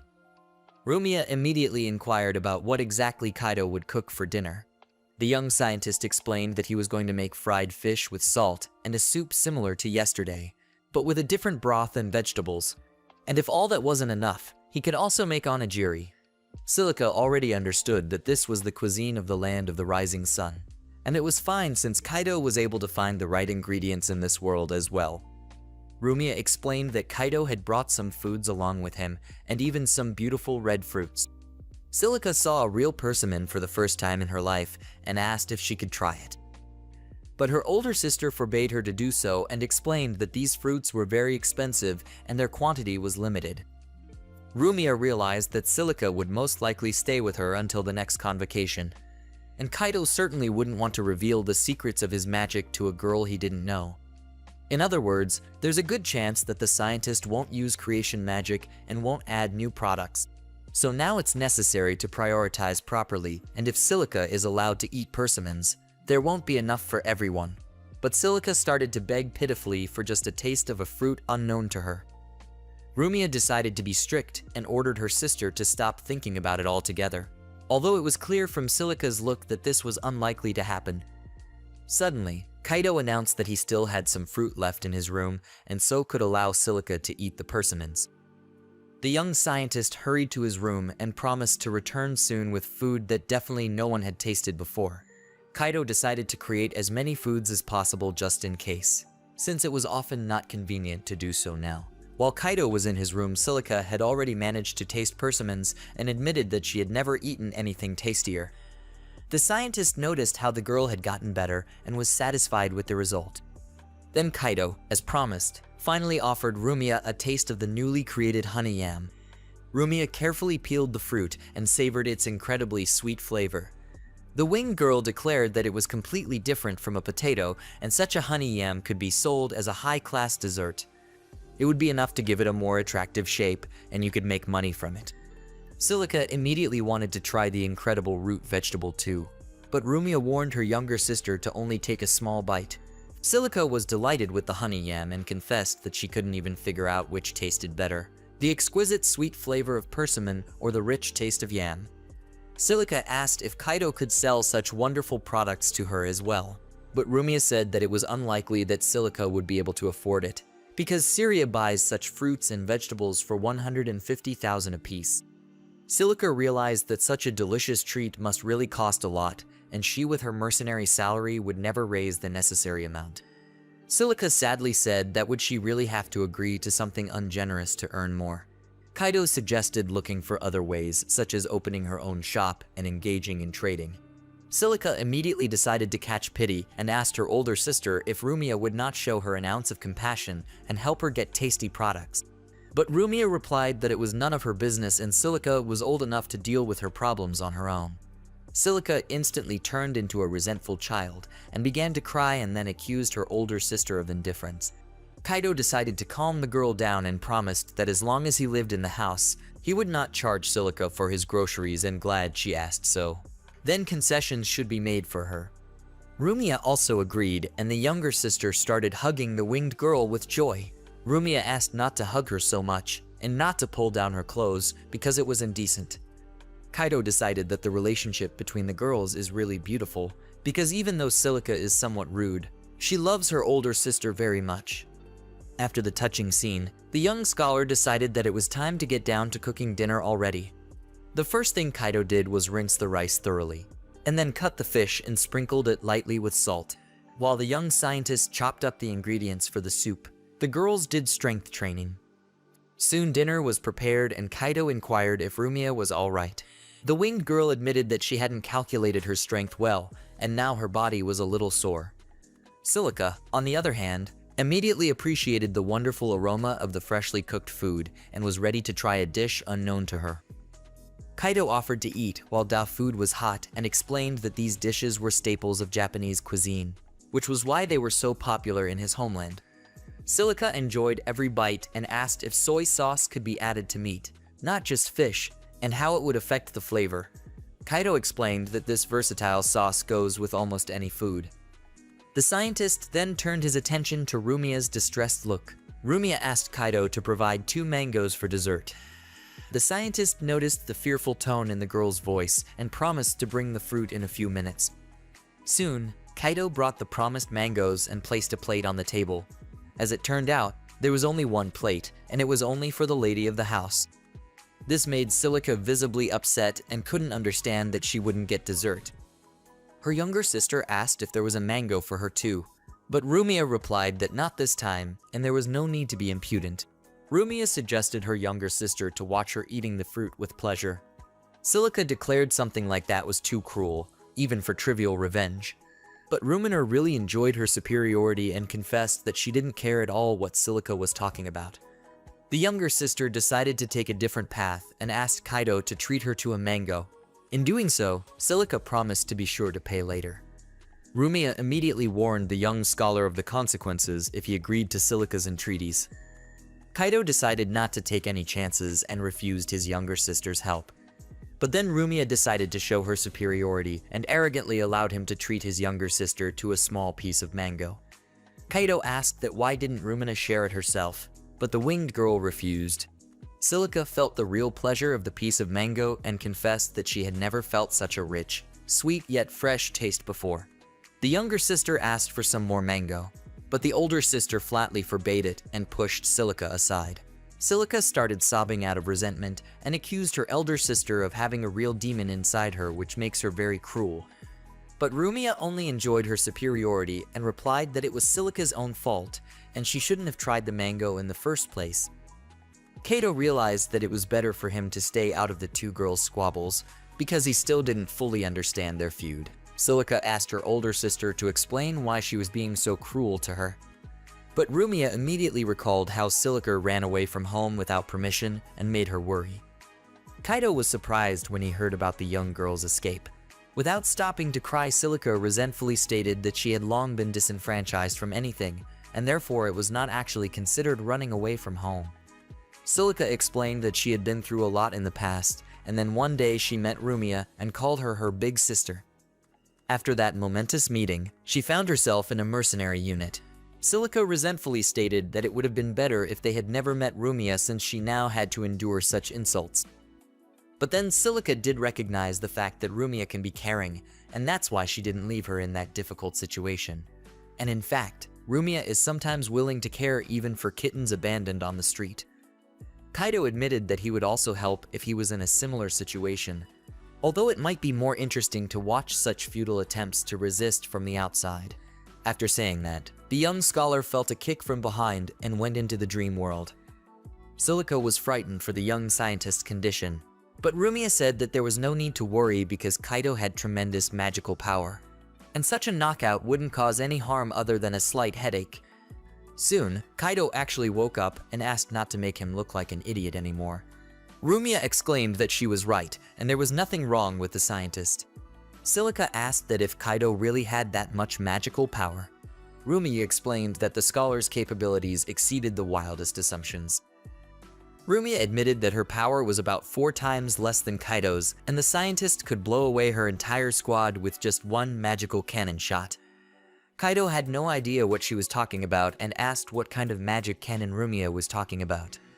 The winged girl explained that it was the ability of a person to create a magical shot of varying power. Silica stated that even if the scientist decided to give her rare foods, it would have no effect on the amount of his magic power. Rumia explained that depending on the consumption of magic power, the total power would also increase. Normally, high-end magic consumed more than 700,000 units of magic power. Kaido asked that could he really use high-class magic 11 times. Silica enviously said that such a talent is the real reward and the whole world is unfair to her. Rumina wondered how useful a fighter like Kaido could be if he was placed in the rear. Silica exclaimed that in that case, the team's chances of survival increases many times over. The young scholar was indignant because the girls were trying to decide for him and didn't even ask his opinion if he even wanted to participate in something like this. But Rumia explained that girls always have their own secrets. Kaido grudgingly replied who could ever agree to something they didn't know. Rumia stated that although the young scholar is very smart, but he is completely ignorant of all the intricacies of human relationships. Silica stated that Kaido should just accept her older sister's terms, because arguing with her was a hopeless endeavor. Rumia grabbed Kaido, and the boy was indignant that he would be tortured to get her to agree. The rest of the evening the winged girl persuaded hard, and still to some extent inclined to consent genius scientist, because it is very difficult to resist the persistence of a beautiful girl. In the morning, Silica immediately inquired if Kaido was well saved. The guy admitted that just a little more, and he would have had to go to eternal rest, because Rumia was too insatiable in her desires. Silica explained that he just shouldn't have resisted, and then Rumia would have been much more gentle, for she was perfectly capable of being very olfactory and affectionate. In fact, Silica was of course jealous at her older sister, for she had to spend the night alone. Then the younger sister declared that it was time for her to head out for her morning training. The girl suggested Kaido to go along with her, for it was obvious that fighting was not his strongest side. Therefore, remaining as a frail weakling would be completely unreasonable. The young scholar agreed and admitted that he really should be working hard on developing his body in the current situation. After going to the spacious clearing, Silica suggested a light fist fight to begin with and promised the scholar to restrain his strength and not to strike hard. But at the same time, the cunning Silica warned that in any business there are accidents, and if something happens, you should not take offense at her. Silica, without any preparation, immediately attacked the young scientist and was able to deliver the heaviest blow to his stomach. Silica was advised to never relax during a fight and prepared for another attack. This time, the young adventuress prepared to fire her bow. Kaido was able to react in time, and the arrow very nearly hit her right leg. The genius scientist realized that Silica was purposely aiming at non-lethal points such as hands and feet. Dodging arrows, Kaido did not notice how he was on the edge of the cliff and stopped feeling the ground under his feet. But thanks to his incredible reaction, Kaido still managed to stay on the edge of the cliff and decided to get the brazen adventurer. Silica praised her opponent for his perseverance, but also stated that Kaido was unlikely to be able to avoid being attacked by several arrows at once. Silica stated that if she held back her strength during the battle, it might hurt Kaido's pride. But the young scholar angrily replied that those were just the excuses of a person looking for an excuse. The young adventuress accepted the challenge and shouted that she would now fight seriously. Silica warned her opponent that she was going to use her secret technique of raining arrows. With just one shot, Silica was able to unleash a dozen arrows that rained down lightning fast towards the scholar. But Kaido decided to test the cunning, and with a swift dash, he approached the adventurer, thus avoiding the kill zone. Kaido shouted happily that he was now in the safest place possible, for Silica would not fire over his head. Then, for even more safety, the genius scientist grabbed the girl and lifted the young body above his head using Silica as an additional defense. The young adventuress was outraged by such an act. Silica accused Kaido of being really mean. After all, how could he dare to use her as a shield? And anyway, who would take cover with such a beautiful girl? Kaido found an excuse in the fact that their whole mating duel had turned into a real battle, and it was unfair to attack him from a long distance with arrows. Rumia watched her friends and thought they were acting like resentful children. Rumia still intervened in the duel and ordered it to stop immediately. The winged girl reminded the scientist that he could just use reinforcement magic. But Kaido was furious and shouted that he still had a lot to say to Silica. At that, Rumia remarked that Kaido's thinking speed during the battle was really astounding, and it was excellent progress. Then the young scholar did calm down and reminded Rumia that he needed to deliver the goods to Sierra. Silica didn't want to be alone and stated that she wanted to go with everyone, and then she could stop by the weapon store since she needed to replenish her arrows. The girls then suggested that they have a good breakfast before traveling. All that remained was to figure out what exactly to cook. Silica suggested cooking fried fish with rice, and Kaido reminded her that there was still food left over from yesterday, and in addition to that, they could quickly think of appetizers. Silica kept insisting on fried fish and crumbly rice, and it was hard to argue with her. Rumia was glad that Kaido and Silica had already made up, and were surprisingly not getting along badly. After breakfast as planned, the friends arrived at Shiria's mansion. As usual, the hostess welcomed the guests into the spacious room and ordered tea to be served. Sierra was only surprised that Silica had joined the visitors this time. Sierra assumed that Silica was staying at Rumia's house as usual. The young adventuress declared that she would be by her older sister's side until the next order. The young scholar then suggested that all the girls and Chef Scarlet try the new fruit and set a fair price. All three girls were excited about the new taste sensation and struggled to find words to express their emotions. Scarlet stated that persimmons were undeniably delicious, but this fruit is different. It was as if it was designed to be a festive offering to a rich table. The chef without hesitation set the price at a minimum of 25,000 apiece, and Kaido decided to move on to the next product. Sierra ended up offering 1,000 for the dried persimmon, 1,000 for the honey yam as well, and 30,000 for the soy sauce and 32,000 runes for everything together. Kaido slightly thought about the price, and Sierra asked what about the matter they had talked about the last time they met. The young scientist stated that if they were done here, they could move on and then start thinking about plans. Silica tried to understand what important matters would be discussed, but it was hard for her to get into the problems of her older friends. Thus passed 1 hour. After Siria's mansion, the friends went to the gear store, where they were happily greeted by the owner, Mr. Gorin. Rumia immediately inquired about anything interesting. but Mr. Gorin said that there was very little merchandise available at the moment, as people had shown up and were quickly buying up all the valuable items. Rumia asked if this was something that any of the countries were doing. Rumia knew very well that Gamburst had some elite warriors and good artisans at his disposal. Granbuls, on the other hand, relies on the number of warriors rather than their quality, and it was unlikely that the two countries would be engaged in buying high-end goods. Mr. Gorin suggests that Lutgaya or Elgard are most likely involved, and perhaps some future rebellion is being prepared. Eventually, the shopkeeper asked if the girls would like to buy some excellent throwing knives. But Rumia was not interested in such goods, and Silica ordered 1,000 arrows for herself as usual. Kaido refused to examine the weapons at all, and said that he had only come for company. The young scholar was surprised at the appearance of the weapon store, for there was complete order everywhere and not a single speck of dust anywhere. Mr. Gorin gave the impression of a perfect perfectionist. Mr. Gorin explained that he had a lot of free time and just liked order.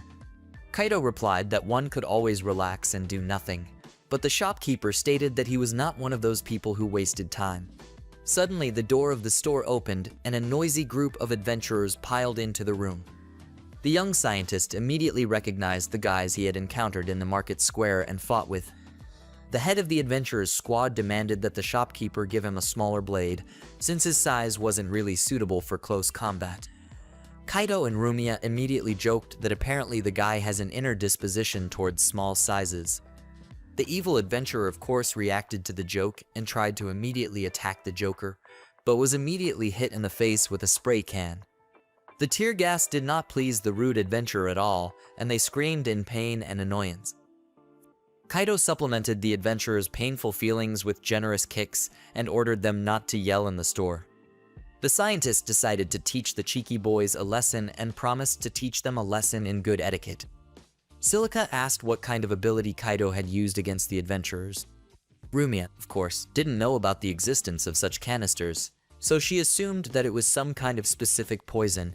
Kaido eventually finished his educational measures and returned to the girls, and the adventurers began to apologize for their rudeness and promised to make amends.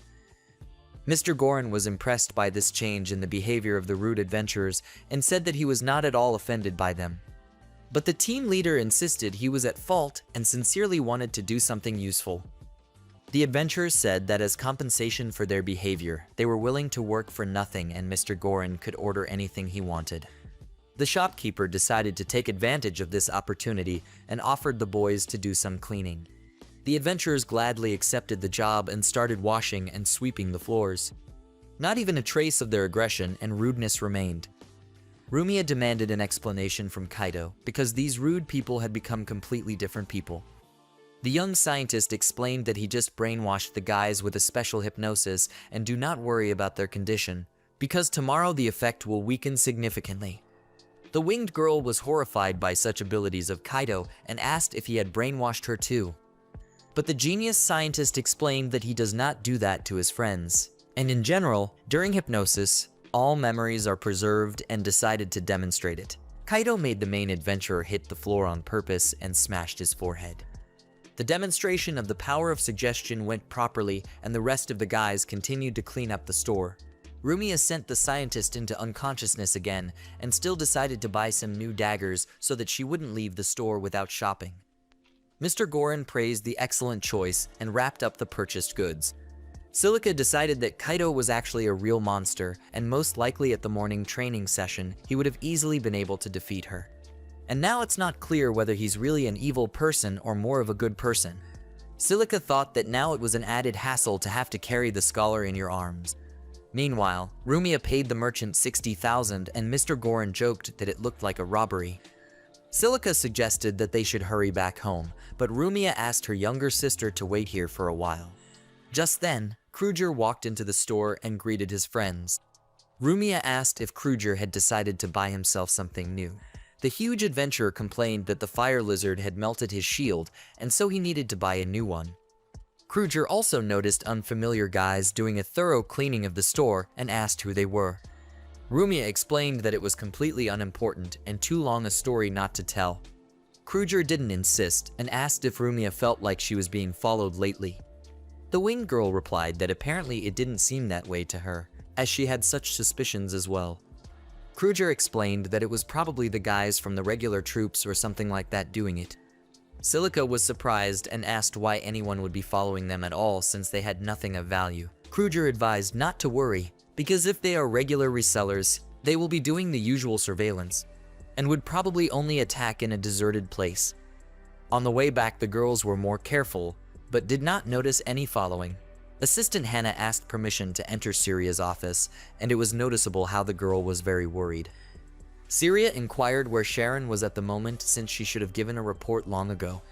Hannah explained that after Sharon had returned home, she had fainted immediately, and when she regained consciousness, she had started banging her head against the wall. Syria was surprised and could not understand what had happened to her assistant. Meanwhile, in the woods near Canal City, a small camp had set up. The warriors had carefully prepared their equipment, and all they had to do was to charge the stones with magic power. The captain ordered them to be on guard at all times, and advised them to prepare carefully so that they could act quickly and decisively at the right moment. The subordinate asked if the captain was sure of his decision. The enchantress reminded the captain that the black-winged witch Rumia had killed her giant eagle, and so this was not a good time to attack. The enchantress then whispered important information in the captain's ear, for she was afraid that even in this forest someone might hear them. After that, the captain ordered to act at the most opportune moment and rub opportunities, for their mission is the most important. The captain declared that he was obliged to avenge Rumia for the lost eye and arm, and this retribution should be very cruel.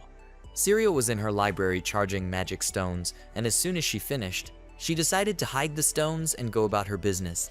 After hiding the magic stones in a special hidden pocket, Syria headed to the living room where Kaido, Rumia, and Cyril were waiting for her. Syria apologized for her thoughtfulness and explained that she had a lot of important things to do lately. Kaido suggested that in that case, he should leave the mansion as soon as possible so as not to distract his mistress. But Syria declared that there was no inconvenience for her and offered to discuss payment for the goods. After the whole company discussed the price and the new food deliveries to Syria's mansion, they went to the Little Happiness restaurant. Cyril said that it was very rare to see Mrs. Syria so distracted. Rumia suggested that it was likely that Syria was busy because of the incident of buying rare weapons. That being said, Laura was currently in Garnabrest. Kaido asked who exactly Laura was. Rumia explained, it's Syria's main guard and her best servant. Laura is also capable of doing office work and handling important negotiations. Laura usually gives the impression of an incredible beauty, but at the same time, she has tremendous fighting power. The young scientist confessed that he absolutely does not want to date such a girl. Rumia calmed the scientist down and explained that the rage he was having with Syria herself. Then he would see if he could meet Laura. Especially Laura herself was not here right now and would only be back in a few days. Cyril joked that she thought Kaido was as good as Laura in terms of nastiness of character, and they could be perfect for each other, although it's likely that if they ever meet, they'll have a confrontation if the circumstances are right. But in a worst-case scenario, they might get along. Cyril continued to joke and said that it would be a good idea to eliminate someone from the pair beforehand before they caused damage. Rumia actually cheered up and asked the hostess of the establishment to bring them the bill. Rumia decided to take care of Cyril's upbringing, and Kaido offered everyone some delicious ice cream for dessert.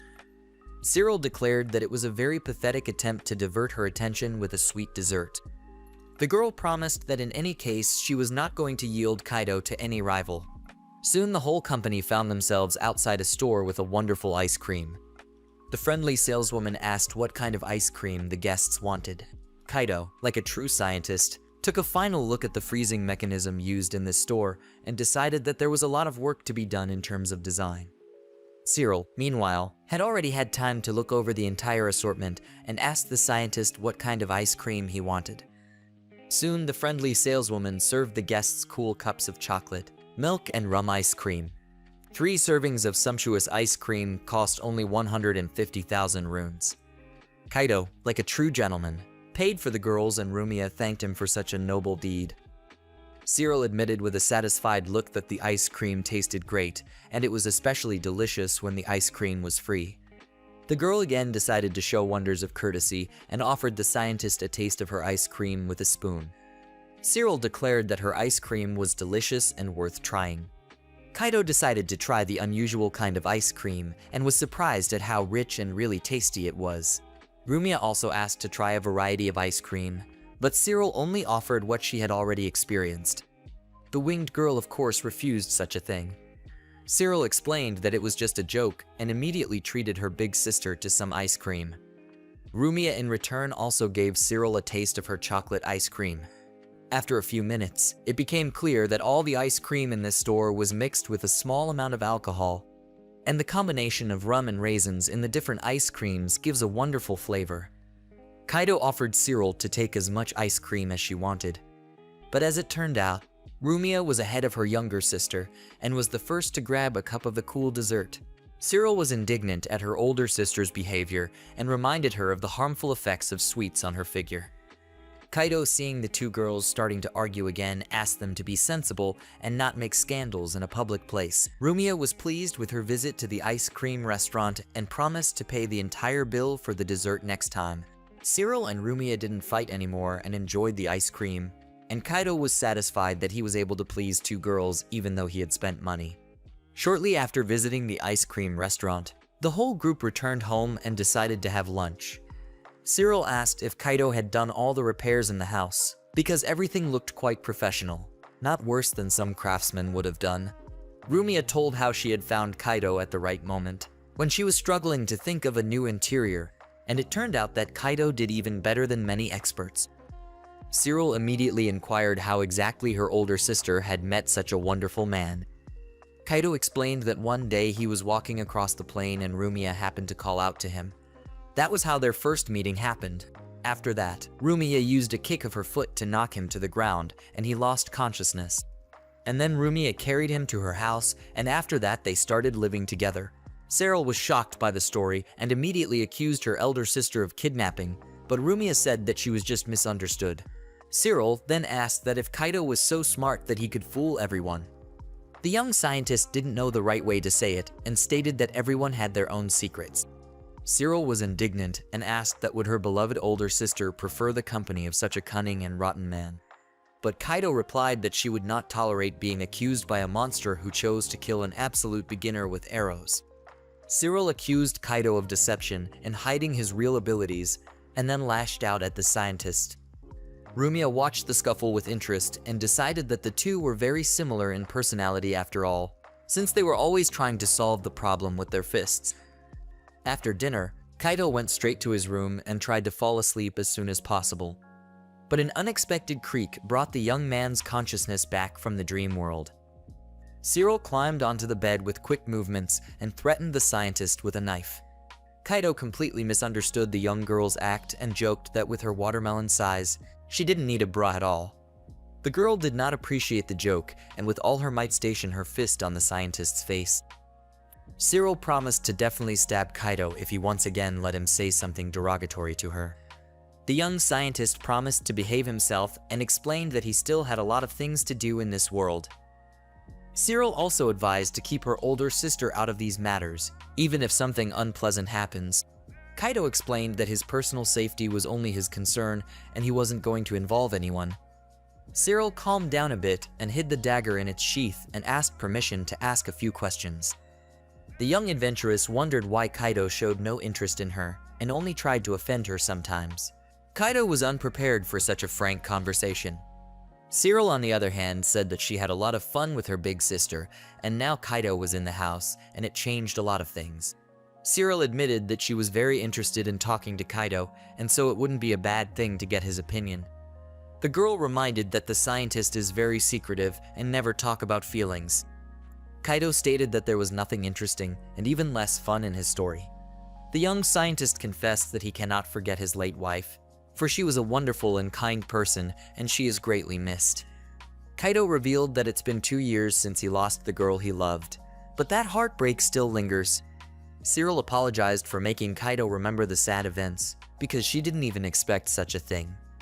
Kaido wondered why Cyril was dressed so strangely in the first place, but the girl advised her not to make any noise, for then her older sister would be able to hear them. Cyril explained that her clothes were to impress, and that was why she dressed like that. In parting, Kaido asked Cyril not to think about the sad story he told. so one could act as usual and not think about it. Cyril promised to visit the scientist one more time and talk privately. The young adventuress leaving Kaido's room immediately noticed her older sister and was embarrassed, for she honestly thought that she had done everything discreetly. Rumia said that since Cyril was so dejected, she would not punish her for such an act. Cyril immediately realized that Rumia knew everything. Rumia advised her younger sister to repent and not to deceive anyone else. But Cyril asked why Rumia herself was eavesdropping outside the door, for that was not nice either. The winged girl explained that she was purposely controlling the situation to prevent any bad situations. Cyril didn't believe it and called it the silliest excuse. Rumia went to the scientist's room and apologized for her stupid eavesdropping. But Kaido replied that he understood perfectly well and was not offended, for female curiosity could be a very strong factor. Kaido explained that he immediately guessed how Rumia had muffled Cyril's footsteps using wind magic, and since Rumia had come to this room, that was the most important confirmation that she was eavesdropping. Rumia admitted that that was exactly what happened and called Kaido a real brute. The scholar then stated that he would gladly accept Rumia's embrace as a change, but the girl responded with a strong punch. The blow to the solar plexus was very unpleasant, and it took a few minutes for Kaido to come to his senses. Rumia asked what exactly Kaido was doing, whether he was tricking her or still having fun. The young scholar replied that it was usually 50-50. Kaido apologized and admitted that he was entertained by everyone in his own way and by Syria and Cyril, well, and of course by Rumia. Rumia thanked him for his candor and advised him to contact her if Kaido had any concerns. The winged girl then apologized for the intrusion and wished Kaido a good night. As he fell asleep, the young scientist remembered his dead wife. Then Kaido realized that ever since he was in this world, he was constantly surrounded by only beauties, and thus it was very difficult to resist the constant temptation. Kaido regretted that his wife couldn't be by his side and decided that he was bound to get attached to someone after a while after all. Since the morning, Kaido had headed to Canal City with two beautiful girls. There were no particular goals, and everyone just wanted to get away from the uneasy atmosphere for a bit. The young scientist suggested a tour of the market stalls, but Cyril admitted that she wasn't hungry yet. But then Cyril spotted some gorgeous hair jewelry and wanted to take a better look at the merchandise. Rumia also decided to find something suitable for herself, but she didn't like the rabbit jewelry. Kaido suggested trying on a pendant with a fire motif. Rumia was interested in a beautiful thing and decided to try on a beautiful pendant. Cyril appreciated the beautiful choice and reminded her ugly sister that she didn't have enough jewelry and needed to buy something. Rumia remembered that indeed, when she had to attend formal events, she always had to borrow jewelry from acquaintances. So you need to spend a little money and buy yourself a nice thing. The winged girl inquired about the price of the pendant. The seller voiced the price of 90,000, and this caused the girl to be perplexed. The seller explained that the pendant contained a real ruby and was created by the hands of the finest craftsmen. Rumia confessed that she really wanted to buy this jewelry, and Cyril advised her not to deny herself. Cyril then suggested that the young scholar take responsibility for this purchase, for it was he who had advised her to buy this pendant. Kaido tried to refuse, but the girls reminded him how they had quarreled over it, and therefore Kaido should make the gift. Kaido decided that there was no point in arguing and started counting the money in the wallet that Rumia had just given him. Kaido stated that he was ready to give a gift, and Cyril immediately reminded him and already showed him the hair clip he had chosen for himself. Kaido tried to object. After all, they had not agreed on that. But Cyril complained that she didn't have any jewelry and one shouldn't separate sisters with gifts. The total amount was 120,000, but the seller, seeing Kaido's distress, reduced the price to 100,000 and saved the young scientist's budget a little. The girls were happy with the gifts and thanked Kaido for his generosity, because it is a sign of a real man. Kaido himself was not particularly happy, for he had not expected such expenses at all. Then Cyril called her older sister to look at the clothes, and Kaido was left alone and decided to wait for the girls outside. Left alone, the young scholar noticed a flower vendor who had an incredible assortment. The vendor noticed the young boy and asked if Kaido had any special requests. The young scholar was interested in a flower called Jian Shlai. This rare flower grows only in the Gulux Mountains. Kaido explained to the merchant that he had seen this flower in a book, but it was even more beautiful in person. The vendor explained that the flower had been picked only yesterday and it would retain its beauty for another day. Kaido asked when the next time there would be fresh flowers. The old man promised to bring a new supply in 4 days and asked if that would suit the young master. But Kaido replied, in 3 days, the anniversary of his beloved wife's death. The old man understood and praised Kaido for true loyalty, for it is a great rarity. The scholar confessed that he could not forget his wife and was unlikely to ever forget. The salesman promised to help and invited Kaido to come to him in 3 days. Kaido thanked the salesman for his understanding and promised to return in 3 days. But suddenly some excited guy came running to the old flower vendor and reported problems related to his grandson. The messenger explained that the grandson had important information related to flowers and needed to meet him. The old man hurriedly ran away and said goodbye to Kaido. The excited old man quickly sped off into the distance, while his assistant dragged the cart behind him. Just at that moment, the adventurer Kruger approached the young scientist and greeted him. Kaido was surprised to see the frail cook Scarlet together with the huge adventurer. It was unclear what these two people had in common at all, as they seemed completely different. Kaido assumed that Scarlet had gone to the market to buy groceries, and it turned out to be true. Scarlet explained that she needed to buy blanks for the kitchen and run a small errand. Kruger explained that he and Scarlet had been friends since childhood and were always happy to socialize when they had free time. But Scarlet reminded the adventurer with a sharp poke that they were engaged, and this caused Kaido to look surprised. Kaido advised the young couple to feel freer and hold hands while walking, for it is much more pleasant. But the huge adventurer complained that Scarlet had broken some of his fingers for fun, and now he was a little scared. Kaido confessed that he was a little jealous, because there really are sincere feelings between them that not everyone can feel. Scarlet bragged that today was her day off, and she could go all day without going back to the kitchen. Scarlet also said that the sous chef was currently running the kitchen, and it would be interesting to know Miss Syria's impression. Kaido praised Scarlet for a great idea, combining her day off and giving the sous chef a chance to prove herself. Kruger asked what exactly Kaido had done with the trio of adventurers who were cleaning the armorer's store. Kruger explained that now those rough guys stopped being idiots and started volunteering. All 3 adventurers help people with all sorts of things for free and even look after small children. Kaido admitted that he didn't even expect such a result. But if it was good for everyone, he's happy for those guys. After all, in any case, it would be better for them to do good deeds themselves than to spoil people's moods. Apparently the brainwashing had some flaws, and that's why it was able to achieve such a result. Kruger asked what would happen if the person started to resist the brainwashing. Scarlet also asked how in general a person under hypnosis could not remember what they were doing. Kaido explained that in some cases, if the person tries to resist or the process goes wrong, the person will bang their head against the wall and their character will change. Scarlet didn't want to waste any more time with strange talk and reminded her fiancé that it was time for them to move on. Kaido said goodbye to the newlyweds and rejoiced for their happiness. Meanwhile, Kaido was being watched by the sorceress and the captain. They waited for a convenient moment and tried not to miss the return of Rumia and Cyril.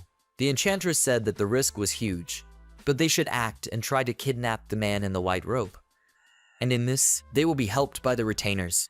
Meanwhile, Cyril and Rumia were walking down one of the alleys of the city and discussing the recent events. Rumia asked how Cyril could act so calm after last night. The young adventuress explained that it was easier for her to behave as usual, because then no one would pay attention to anything. Cyril then inquired about what exactly Kaido liked from food, but Rumia reminded her of the scientist's secrecy, and so it's hard to know for sure. Rumia noticed a group of strange guys appearing behind her and remembered Kruger's warnings. The winged girl asked if so many guys had a thing for her and then suggested that they try their hand. Rumia noticed that the opponents were wearing pretty good equipment and asked that didn't the guys have other ways to make money than robbing girls on the streets of the city. The robbers were not talkative and immediately rushed to the attack waving their swords. Rumia dodged without much difficulty and quickly took a more favorable position. Cyril also prepared for battle, and despite her modest size, she was not afraid of her opponents. Rumia said that if these guys bear their weapons, then they are tired of living. The winged girl's swift attack came as a surprise to the bandits and several guys went to rest on the ground. Rumia's strongest blows caused the brigands to suffer terribly and many received fractures. The amazing speed left no chance for the guys to defend themselves from the blows, and this only added to Rumia's fury. Cyril was not inferior to her older sister and easily knocked out the big bandits. The young adventurer's frail body didn't seem to inspire danger, but in fact, it had incredible strength and had been trained in numerous battles. Cyril stated that judging from the movements of her opponents, they were most likely soldiers of Elgard's regular army, or perhaps former soldiers who now work as mercenaries. Suddenly, Rumia understood the meaning of this attack and stated that it was just a diversion and they were deliberately delayed in this alley. Therefore, they need to find Kaido as soon as possible because he is the main target of the attack. Just at this moment, Kaido was quietly waiting for the girls sitting on a bench and noticed a strange stranger approaching him. Not expecting anything bad, Kaido politely asked how he could help the strange girl. The enchantress stared intently into the scholar's eyes and ordered him to follow her. The girl relied completely on her suggestion magic, which had helped her accomplish tasks many times. Kaido obediently got up from the bench and followed the stranger, and the sorceress quickly searched the guy's pockets and took away a small knife just in case. The sorceress was pleased with the perfectly executed plan, and trying not to attract unnecessary attention, Slowgate led Kaido away from the central square.